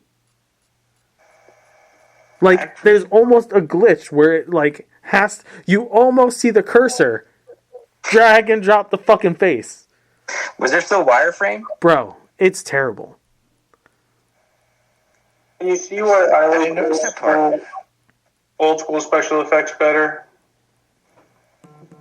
Like, I just like 80s, 90s shit way better. Well, when it's done really well. Let's not deny there are some turds from back then. Yeah, there's some bad practical effects back then. Of course. But The optical stuff, where you could see the outline around it. It's like... But the limitations of now shouldn't be that bad. Yeah. Especially when you're throwing hundreds of millions of dollars into something. Yeah. So the question for me comes down to, is this the fatigue that these guys are unionizing for? Is this them just being burnt out because they weren't able to do their best work? Oh, absolutely. Yeah. It's those studios being like, here's what you're fucking getting. Yeah. Because look at The Flash. I don't want to. Well, that opening scene should never have been okay. But Those babies look demonic. the sequence itself should have never been okay. Never mind how it turned out. how about his Warrior 1 pose before he ran? Like, what the hell was that? Yeah, He has to focus his chi. all right. Let's no more Flash talk for now. Thank you. But You're going to set me up. I also got to say, my favorite part of Little Mermaid was Javier Bardem, though. Man's a great actor. Javier Bardem? David Diggs, who played Sebastian, was probably my... Well, actually, I'm not fucking gonna lie. Aquafina was the fucking highlight of the whole movie. Aquafina was great. Her rap, Yeah. I loved it. She's the best part of most movies she's in. And shows. Love her. Okay, is that all the reviews? Yeah, it's reviews. Okay. I got little bits of news. This is Yeah. synopsis for that Slayers, a Buffyverse story dropped. Yeah. I don't know if you heard about what the story is. No. Okay, this is the Spike, and this is gonna set Vinny off here. This is the Spike from the main Buffyverse being pulled into an alternate reality where Cordelia became the Slayer. That's why Sarah Michelle Gellar's not back. But I really like this idea. Buffy was Cordelia before she became the Slayer. So, does Cordelia respond in the same way? So this is a what if Neville Longbottom was the chosen? I think it's more what if Draco Malfoy was the chosen. Cordelia wasn't a bad chick. She For 2 seasons, she almost destroyed the universe with a wish. fair. Yeah. Everybody slips a little bit. Everybody wishes that someone didn't come to town and cause the vampire apocalypse. So, and the other really interesting thing they announced was the co-writer and co-director of it is Amber Benson. That's awesome. Yeah. She is coming back as Tara as well, but she's that involved in it. Not just performing, but structuring the whole deal. That's pretty freaking sweet. Anybody here ever enjoy an episode of Monk? No. No? Yeah. I really enjoyed those procedurals, and I especially enjoyed his take on them. Watching a guy OCD out while solving murders is pretty fun. They're doing a movie on the Cock. It's coming out on the Cock. That's cool. It's December 23rd. Pretty much everybody's coming back. Cool. Yeah. The only show like that I ever got into was Lie to Me. Who was in that? Hold on. Yeah. I'm blanking. It wasn't Tim Roth. it's Tim Roth, and I think he was the biggest name. Andy Williams. Yeah, he's the Jennifer Beals. I recognize that name. Oh, Flash. Yeah. Okay. But it was good. And now Ashley's got me hooked on fucking How to Get Away with Murder. Is that the one where what's her name? Oh, Yep. I can't remember the fucking name now. I can't either. From the DC universe. Yeah. Walker? What show? Waller. Waller. Amanda Waller. Wow. Yeah. I needed the first name. It just went Amanda Waller played Amanda Waller, but not in the DCU. Yeah. Okay. It's fucking juicy, though. It's so good. Yeah. My last bit of news is that PS5s are getting smaller. Yeah, saw that. Today, there's going to be a PS5 digital and physical edition slim. Both of them were reduced 30% in overall volume, and I believe 18% in weight. There's a trade-off, though. Prices hasn't changed at all for the hard drive one, for the physical disc one. So, nothing bad there. But it's going to be $50 more if you want to get the purely digital version. Yeah. Why? I don't know. Something to do with the redesign. And oddly enough, if you want to upconvert that version, you can. They're going to be putting out a hard drive that you can connect to it. And it's not like some kind of floppy dongle thing. Like, no, you can take the cover off and put a new one that slots right in. Looks exactly like the physical one. You're basically making your own. So unless that fucking thing costs $50, there's no point to it. Like, does the new digital only one have like more like storage, or? They both have up to a terabyte built in, which is better than the other one. The original model, the other one's like 800. 500, yeah. 843 or something like that. It was some weird number. Yeah, very odd amount. Just make it a fucking terabyte. Because every company. Yeah. The OS is going to take up that 1.5. Yeah. No, they did not. So yeah, that's the big change coming there.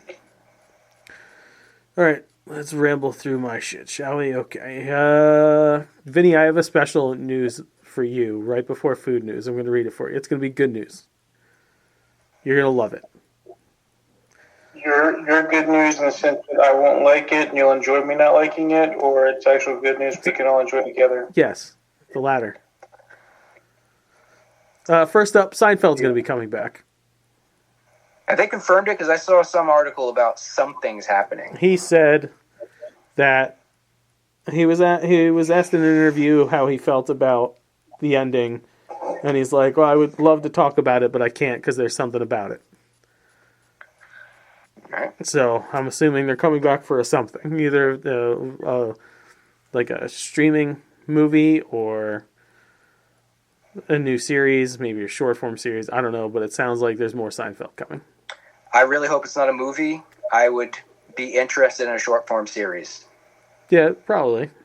The structure of that show, I wouldn't want to see these stories for more than 30 minutes at a time. Yeah. Unless they do it like Family Guy style, and it's a movie where there's some shit crossing over from act to act to act, but it really is just broken down into 22-minute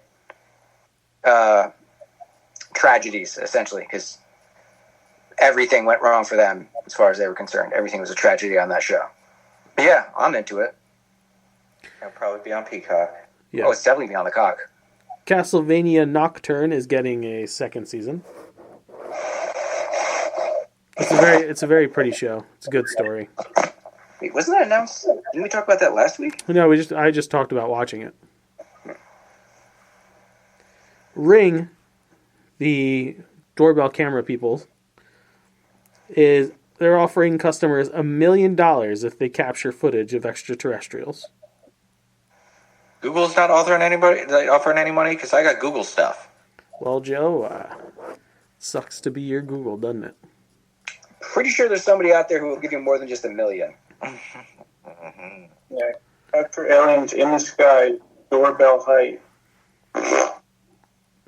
Yeah, we all know Ring is so clear that if something out of the distance pops up, you're definitely going to be able to tell that it's an alien. Oh, yeah. They follow residential roadways and streets. Yeah.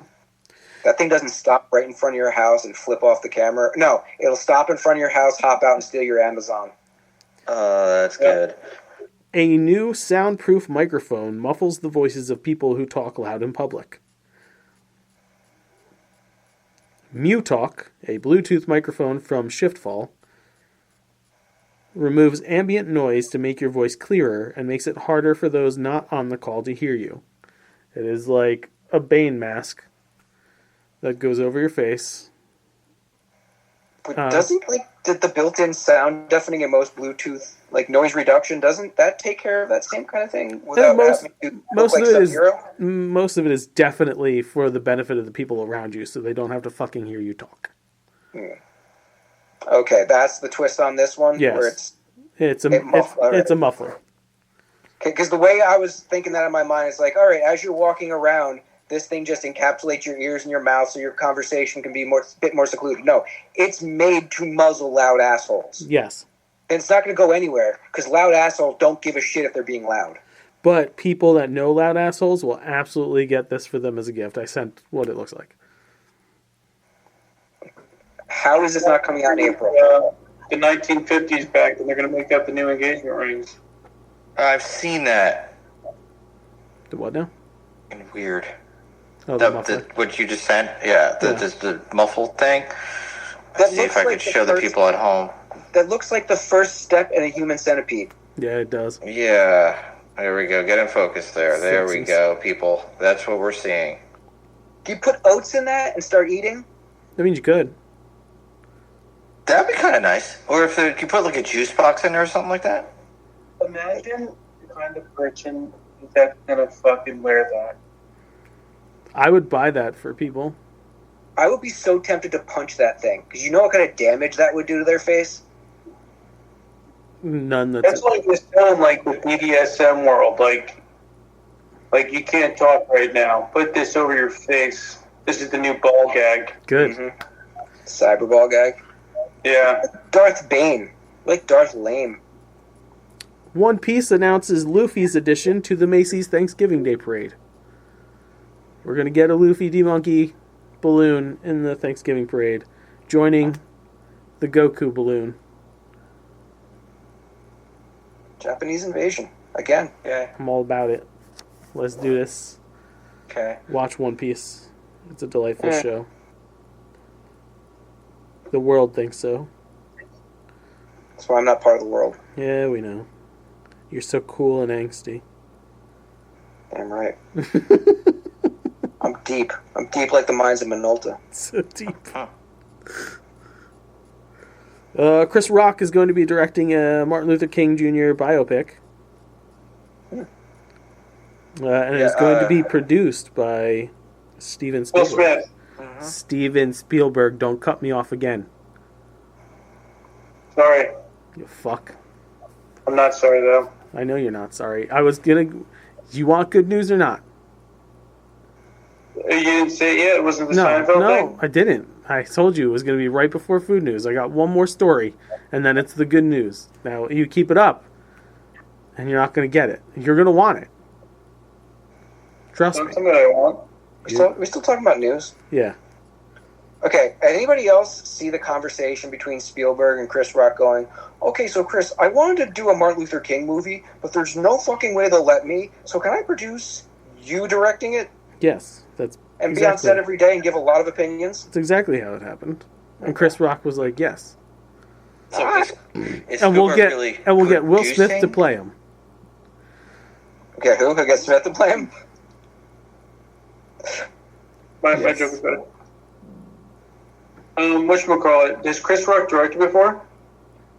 Yeah. Yeah. Movie called Top 5. Which did pretty well for him, if I remember correctly. Basically, an autobiography in a lot of ways, except a lot of the shit in it I hear was like pumped up a bit more. What the guy he's playing was kind of like Eddie Murphy, and that he'd really risen to heights, like crazy heights, in comedy, and wants to become a serious actor, and isn't being taken seriously. Chris Rock also directed Head of State, I Think I Love My Wife, and Top 5 is the only movies he's actually directed. It's not bad. $12 million budget, made 26, and I think that was not self-financed, but he really put it together on his own. So he's got the producerial and directorial shit together. This would be a big step up for him, trying to do something like this. Unless he's going to try and make an MLK comedy, I don't think that would work. I don't know everything about the man's life story, but unless it's when he was a kid, Even then, I doubt things were really that funny. Funny what Steven Spielberg could. Oh, Spielberg also, I'm going to air quote, produced Poltergeist. And no, everyone involved with it said that Tobe Hooper actually directed it. There's no way he could have directed that at the same time as E.T. He did double duty. He just couldn't contractually do it. I've heard multiple people say that it was Toby's movie. Guillermo del Toro, in an interview with Collider, talked about his Axe Star Wars movie, and that it was going to have the rise and fall of Jabba the Hutt.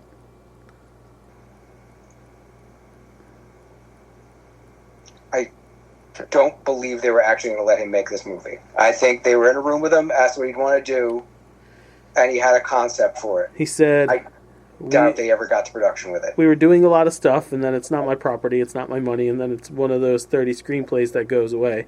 Sometimes I'm bitter, sometimes I'm not. I always turn to my team and say, good practice, guys, good practice. We designed a great world, we designed great stuff, we learned.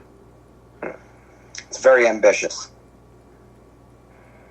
I like the idea so much at the idea level.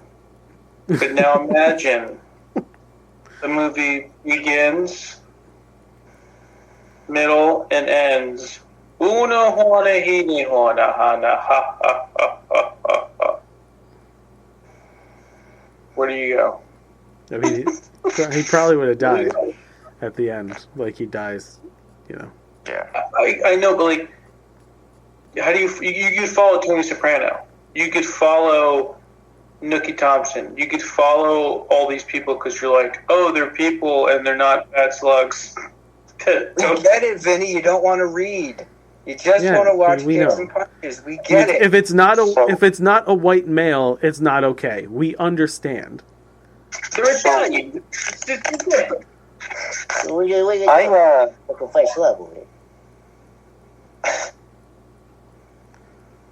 Go ahead, Kyle. Speak some truth here. Not these Neanderthals. Not the traggers. I'd be pretty interested in the first half of that movie. Sure. The first part. Because unlike Rogue One, where I was pleasantly surprised they tied it directly in to A New Hope, I think I would be pretty pissed off going into a movie seeing pretty much the fall of Jabba the Hutt again, but from his perspective, for the same reason. Like, it would be almost like they probably wouldn't do it better. The thing about it is, I don't think you could tell his, like to Vinny's point, it would have to be The Sopranos. You're watching a monster grow. Yeah. So you can't really tell it from his perspective when it's Jabba, because we know he's a fucking piece of shit. He doesn't have that Tony Soprano guilt. He's just, he's all about profit, all about control. He's the kingpin. And it's virtually impossible to empathize with the kingpin.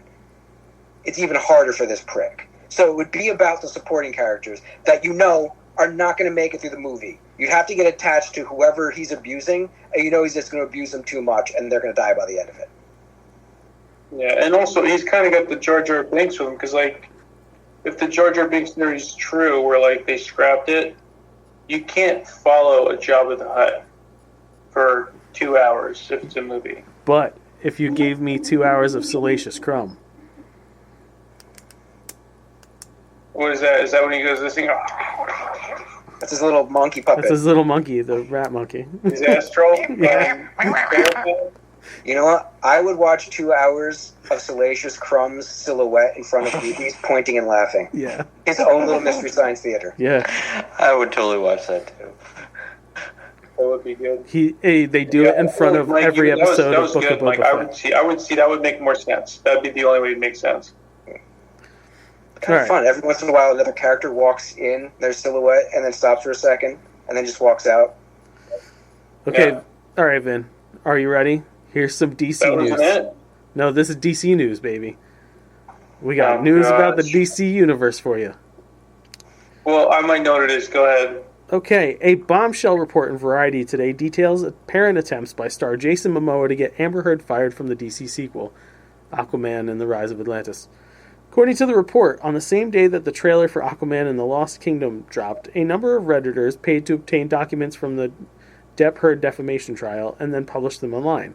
Among those notes are descriptions, apparently scribbled on a legal pad by Heard's therapist, of Momoa appearing drunk on set, dressed as Johnny Depp, as the actor apparently tried to get Heard fired. Doesn't he always dress like Johnny Depp anyways? It's a very good point. How could you tell that Jason Momoa is not just dressed like Jason Momoa? The report goes on to say that Heard was, in fact, almost fired as Mira after the release of 2018's Aquaman, but not because of the public drama with Depp. According to Variety, it was due to the lack of chemistry with Momoa, which is similar to testimony that Heard's agent gave during the defamation trial. Heard was not fired, however, and that's reportedly because of Elon Musk. The Variety report alleges that Heard's former boyfriend had one of his lawyers send a scorched earth letter to Warner Brothers threatening to burn the house down, causing WB to relent and bring back Heard for the Lost Kingdom. They dated? Yeah. What? That's so Now, weird. Hollywood's such a cesspool. That bleeds over into the next bit of DC news. Yeah, I'd like to make movies. I just wouldn't want to make movies out there. We just make our own kind of Hollywood out here. Just make a Jersey studio. I would love to. The sun is finally set on Zack Snyder's Empire. A new report suggests Warner Brothers will recast every member of his Justice League film for the upcoming DC Universe reboot by James Gunn and Peter Safran. Up until now, there have been conflicting reports about which actors may stay in the DCU, with stars like Gal Gadot previously teasing their return. These hopes have been fully dashed in a new article released by Variety that confirms she will not return as Wonder Woman, with the following roles also being recast. Ezra Miller as the Flash. Vinny, you're welcome. Ben Affleck as Batman. Also, Vin, you're welcome. We did it, guys. High five. Jason Momoa as Aquaman, and of course, as we all know, Henry Cavill as Superman, also being recast. That doesn't mean we won't see any of the actors return for new roles in the DCU. The same report also teased Jason Momoa being recast as Lobo, potentially even appearing in Superman Legacy. Oh, you mean the character he should have been from Word Go? Exactly. However, it does certainly confirm that Zack Snyder's Justice League will be fully left behind in favor of James Gunn and Peter Safran's new direction. I welcome this and say, fuck you, Zack Snyder, and your bots. If you want to leave it in the dust, you cannot, I repeat, you cannot recast everybody. I will say this. I know people like Momoa for Loba. The guy they got to play Loba in Krypton. It's a good show. That guy was good. Yeah. But they're absolutely going to recast him with Momoa. Yeah, no, they're totally going to. Yeah. This also rounds out to the following news. Trifecta. Warner Brothers is expected to be sold to a new owner, with the highest potential being that of Universal. And we could see the deal go down within the next 2 years. That much closer to Marvel. Wait, hold on. Because Universal's parent company is... Should still be GE. I don't know if they... No, it's Comcast. Yeah, it's Comcast. Yeah. Yeah. So there are rumblings that Warner Brothers Pictures could potentially be sold, with Universal Pictures leading the candidate to make the purchase. Warner Brothers Pictures is currently a part of Warner Brothers Discovery, which has Discovery and the Max streaming service under its control. DC Studios is also a part of Warner Brothers, and it's the focus of a new feature that delves into some behind-the-scenes drama regarding Aquaman and the Lost Kingdom. Inside the Variety article is a reference to those on the Warner Brothers lot. I believe the studio will be sold within the next 2 years, with Universal the most likely candidate. It doesn't make sense to me that Discovery would buy this thing and hold on to it for such a short period of time. And they haven't even pumped it up yet. They're actually, after the last couple of years, it's on a downslope. They need some real wins before they can try and make money off of this thing. It goes on to say that Zaslav...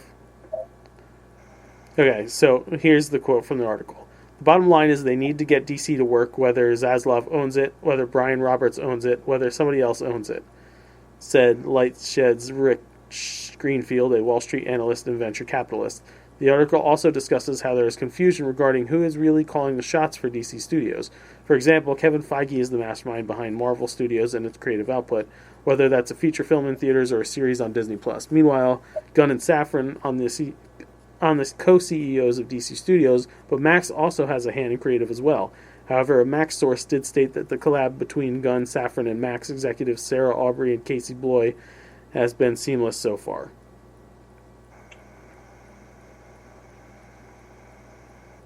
So I could see them selling DC. I could absolutely see Warner's getting rid of that albatross. They're going. Listen. The way it sounds is just Joe's about to produce. This has been an ongoing debate for like 3 years. Yeah. I know. I could see with the amount of streamlining Zaslav has done that it absolutely is setting up for a sale. I don't know about the whole catalog. That just seems crazy to sell the whole thing. So Zaslav said in 2022 that we are not for sale, but of course all the other stuff in recent years, recent events, definitely could have changed that. And Warner Brothers, when was the last actually hit for Warner Brothers? Let's see. Did they have Barbie? That is a good question. Yeah, Barbie is theirs. That's it. No, had Barbie no, it's and not. Oppenheimer. No, Barbie's not theirs. Universal. Barbie's Universal. Really? Nope, Barbie was Warner Brothers. Was it? Yep. Warner Brothers Pictures, distributed by. Why did I think that was going on Peacock then? I haven't heard shit about it coming to prepaid streaming. Oppenheimer was Universal. Okay. The other way around then. Yeah. So, I don't know. Cause their only hits have nothing to do with DC now. That's why I'm thinking if they're going to cut any fat, they're not going to get rid of everything, because that's a lot of potential to get rid of. They seem to be banging their heads with DC, so I could see them selling that with the contracts that Gunn and Efron have. They sold the CW, and that was a fucking moneymaker.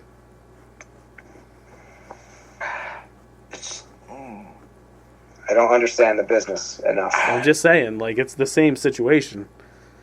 That was a fucking hitmaker for them, dude. All their good stuff was coming out of TV. And then they just fucking up and sold the channel. But now that they did have a hit movie. But, but you're talking about the network that was printing money for them. They had Vampire Diaries, they had the One Tree Hill shit, they had the early WB stuff, they had Smallville, Berlanti stuff. All the Berlanti shows, the entire fucking Arrowverse was running their whole fucking TV schedule. Supernatural. What am I trying to say? Stock prices. While Joe stock prices or whatever, let's head into food news because Kyle's back and we need to still do a tournament. Kettle Brand Chips announced a tailgate edition with a 7-layer dip Kettle potato chip. Sounds interesting, right? For those of you that are looking for early cardiac arrest, Red Bull is putting out the Pear Cinnamon Winter Edition flavor this season. Persimmon? Pear and cinnamon. Okay. Weird combo. Yeah. Old El Paso Fiesta Twists launched a Salsa Verde flavor. There's a Mean Girls Coffee Mate Creamer coming out in January. It's limited edition pink frosting. Hershey's is dropping a line of chocolate-covered fruits. They're going to have a Hershey's frozen fruit blueberry, a Hershey's frozen fruit raspberry. They're covered in chocolate. A Hershey's cookies and cream covered strawberry.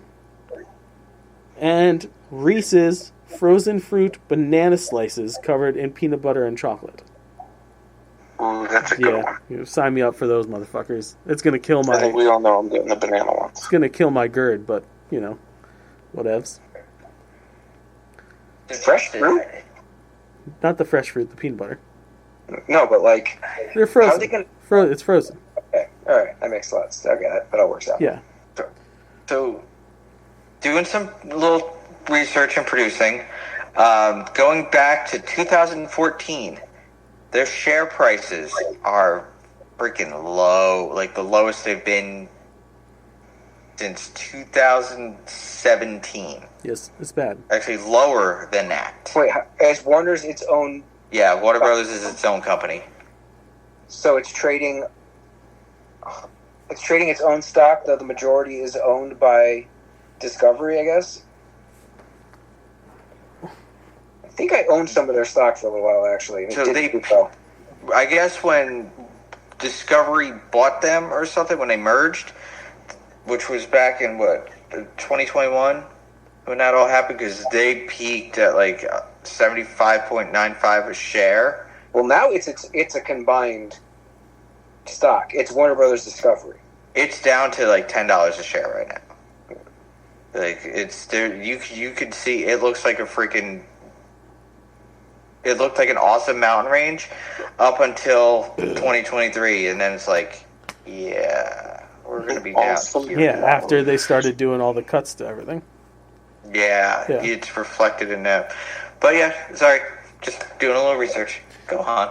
Cheetos pretzels in cheddar and flamin' hot are coming to a store near you shortly.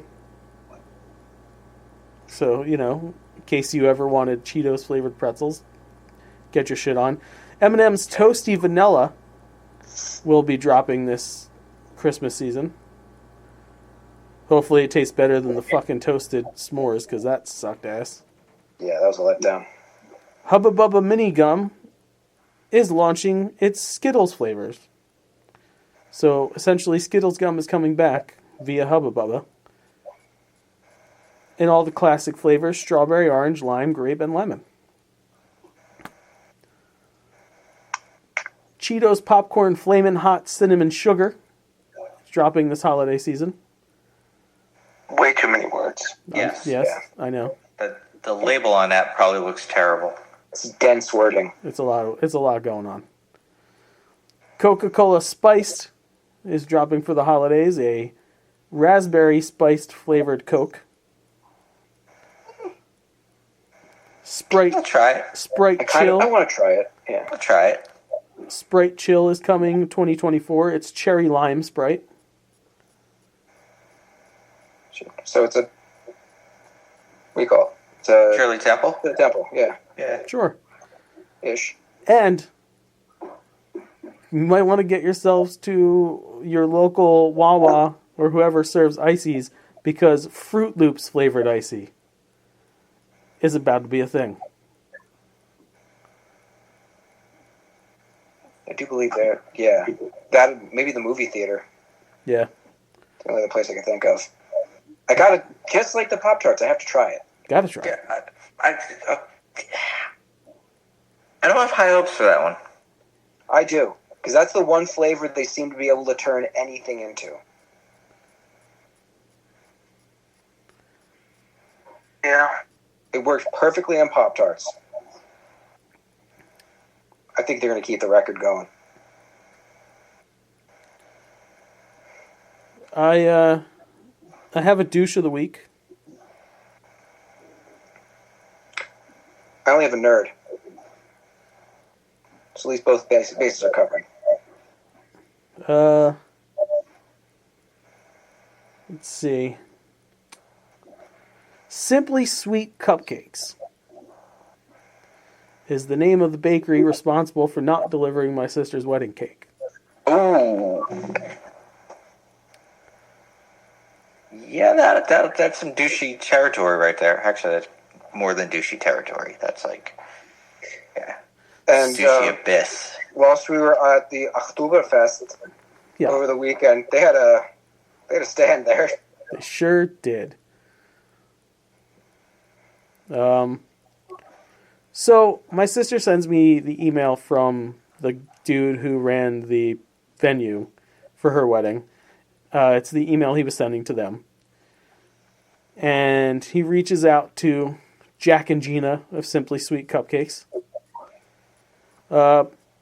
And he goes, I'm pretty sure you know what this is about, so I'll keep it brief and to the point. 1, please return the full payment of $287.50.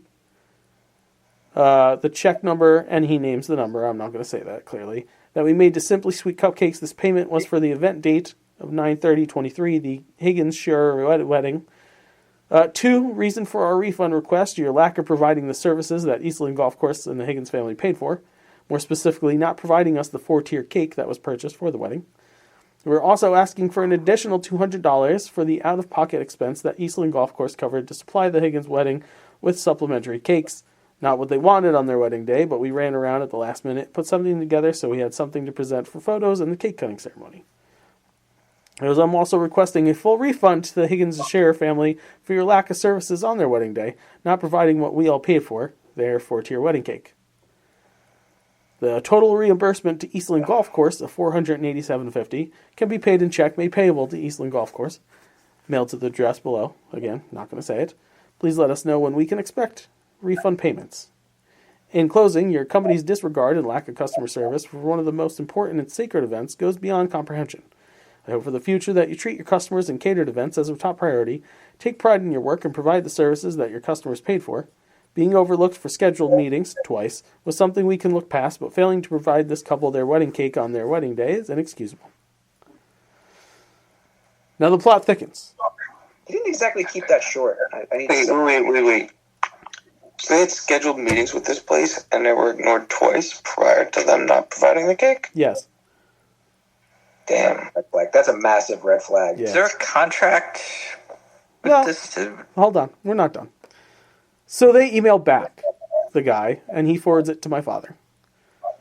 Now it is at this point that I am made aware that on top of the 200 and something deposit from Eastland, my father paid $825. How much? $825. Plus $250 for the cake altogether. So $1,050, if my math serves me correctly, for this wedding cake that was not at the wedding. Mm-hmm. So they respond, and they're like, we launched an internal investigation. It is absolutely irresponsible and blah, blah, blah, that whatever happened with the cake. However, we cannot provide you a refund as we dropped off 125 cupcakes. No. Yeah, see, that's where I also went, nah, bro. They didn't order cupcakes. They ordered a 4-tier cake. And, you fucked up. You just tried to save face. So, you definitely owe that money back. Because you didn't provide the service and product as specified in your contract and paid for. Right? Has anyone ever bought an $8 cupcake? No.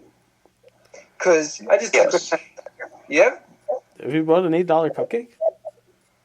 I don't know if it was $8, but yeah, the one Crumbs in Hoboken. $8? They have an $8 cupcake? I don't know if it was $8. Yeah. I know it was more than I would have liked to have paid for that cupcake. Either way, I'd top out $5 cupcake. Even that's a lot. I know. Did anyone who had the cupcakes there think they amounted to even $5? That's the thing. The cupcakes came so late; they were never set out at the dessert table. Good. Another job well done by, was that Simply Sweet? I believe... Does this sound simple? I believe that's the name of it. Let's just, one more time, let's just get the... Simply Sweet Cupcakes, yes. Okay, good. To which, after all this, I make the wisecrack to my father, you could have paid me half of that and I would have done the fucking cake. It's true.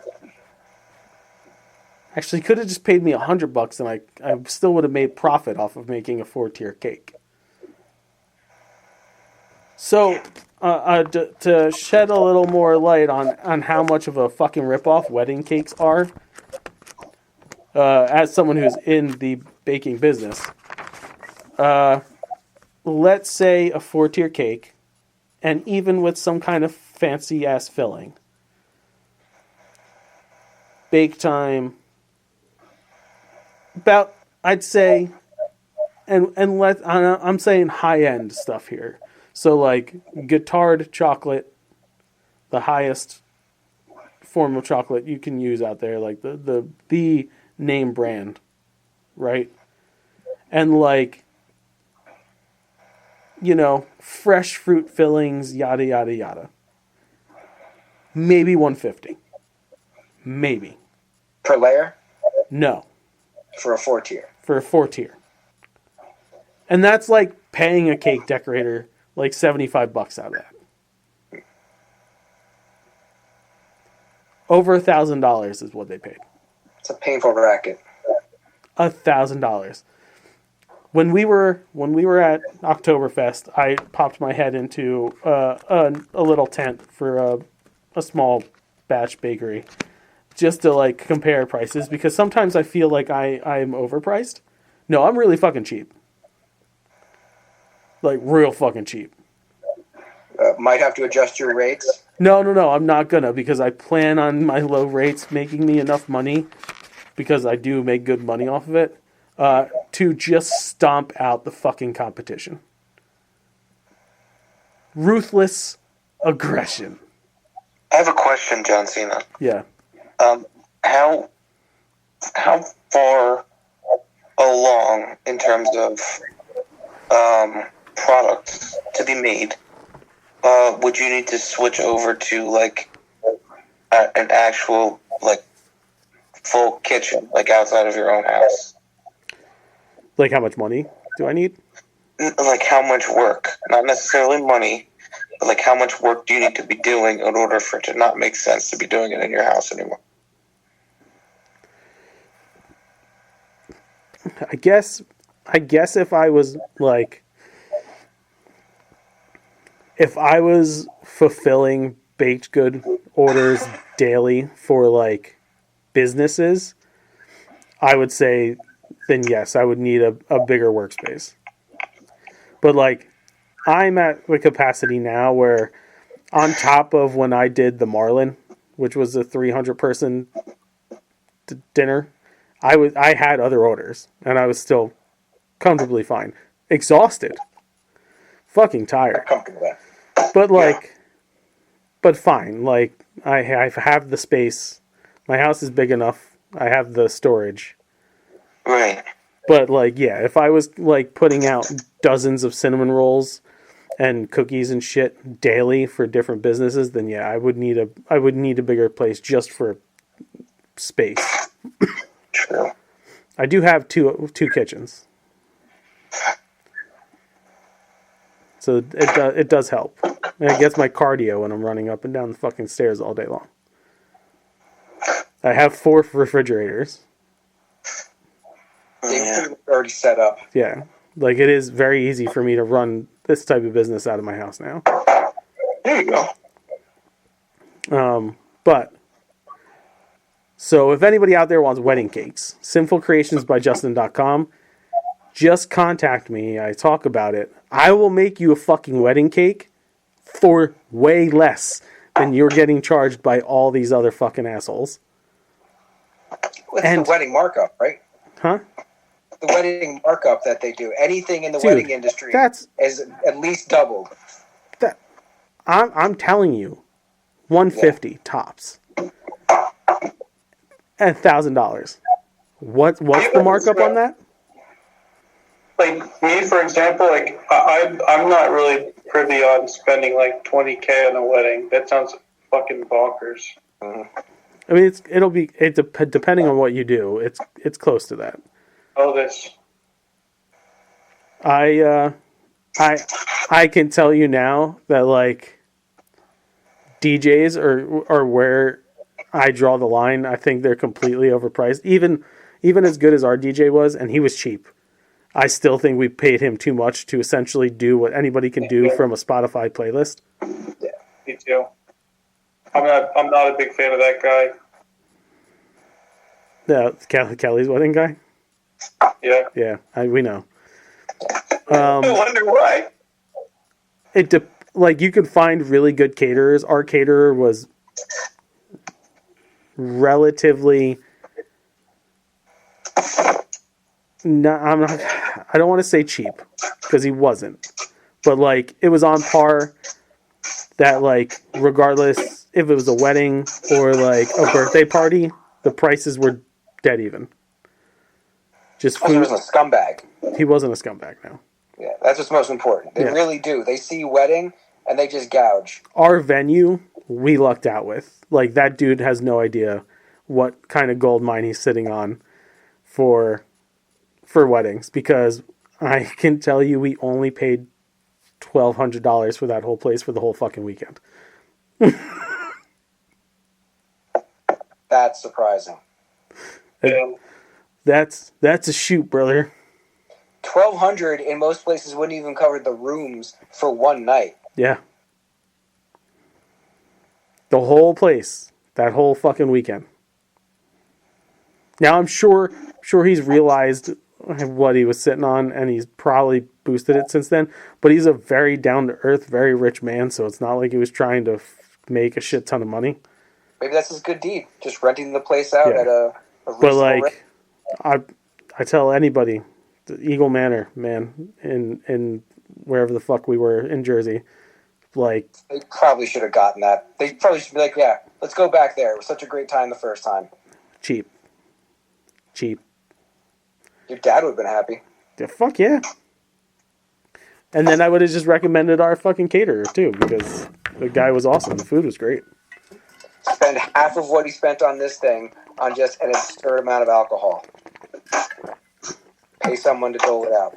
That was the thing. We had to buy our own booze and get... But our caterer offered bartenders, so... Our wedding was cheap. Like, we did that wedding well under $10K. That's surprising. The ambiance was done by hand by most of us, so it gave it that really good look, and the shit you had to spend money on, by modern standards, you did, but got that at a reasonable rate. I didn't expect to hear $1,200 for that place. Like, I never thought about how much it was, but as you brought it up today, I thought it was at least $2,500, probably closer to $5,000, and your mom and dad helped with it. No, Joanne paid for it. It was $1,200.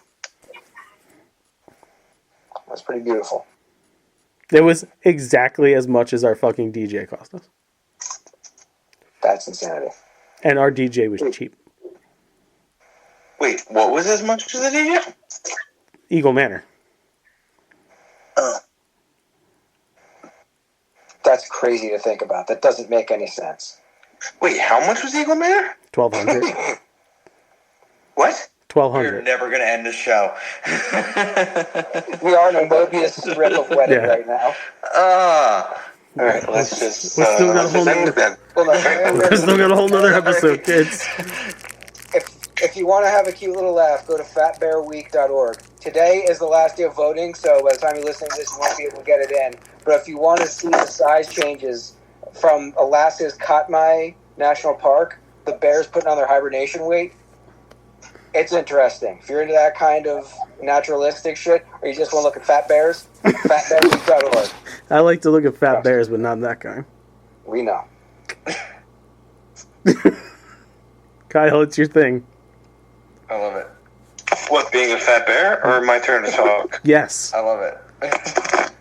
All right, as always, if you like what you hear, you can like us on Facebook.com/nerdities, follow us on Twitter @nerdities, email us at nerdities@gmail.com, and check out nerdities.com. While you're there, fuck yourselves, and buy stuff at nerdities.myspreadshop.com, and can'tstoptheropedrop.myspreadshop.com. Get your Halloween stuff. Get all your shirts, get your hoodies, whatever the fuck else you want. Sinfulcreationsbyjustin.com. CINNFUL creationsbyjustin.com. To get really good price baked goods. And like I said, I'm a lot cheaper for wedding cakes than apparently other cupcake places. And they'll get there. Yes, guarantee. All right. Probably. That is that. This is Dave. Oh, that's Joe. Subscribe to Nerdies, youtube.com/Nerdies. Hit the bell to get notified when new content is coming. New content is coming, including Nerd ETs and some wrestling promos. Yeah, how far along are we on that? Those are really easy. I just need a graphic in the beginning. Oh, cool. And yeah, they look beautiful, actually. I look beautiful. Your lipstick pops in 4K. We got every pore and every crevice because we were right underneath the light. Yeah. I had makeup on though. I thought everybody did a great job at that one. That was a lot of fun. So that's coming. If you want to give us a budget, write to us at nerdies@gmail.com. Give us money. We'll croon. We'll spoon. We'll plug your business and or product. Joe, we got any live shows coming? We do. October 30th. That's a Monday, the day before Halloween. We are doing another live stream. Interact with us on youtube.com/nerdies. Hit that bell to get notified when that is coming. Chat with us. We have a chat. Great. That's it. The opinions of the Nerdies crew are idiotic points out. I don't want to neglect my farm more solid buck price. One of these days I'll get it done right fast. Okay.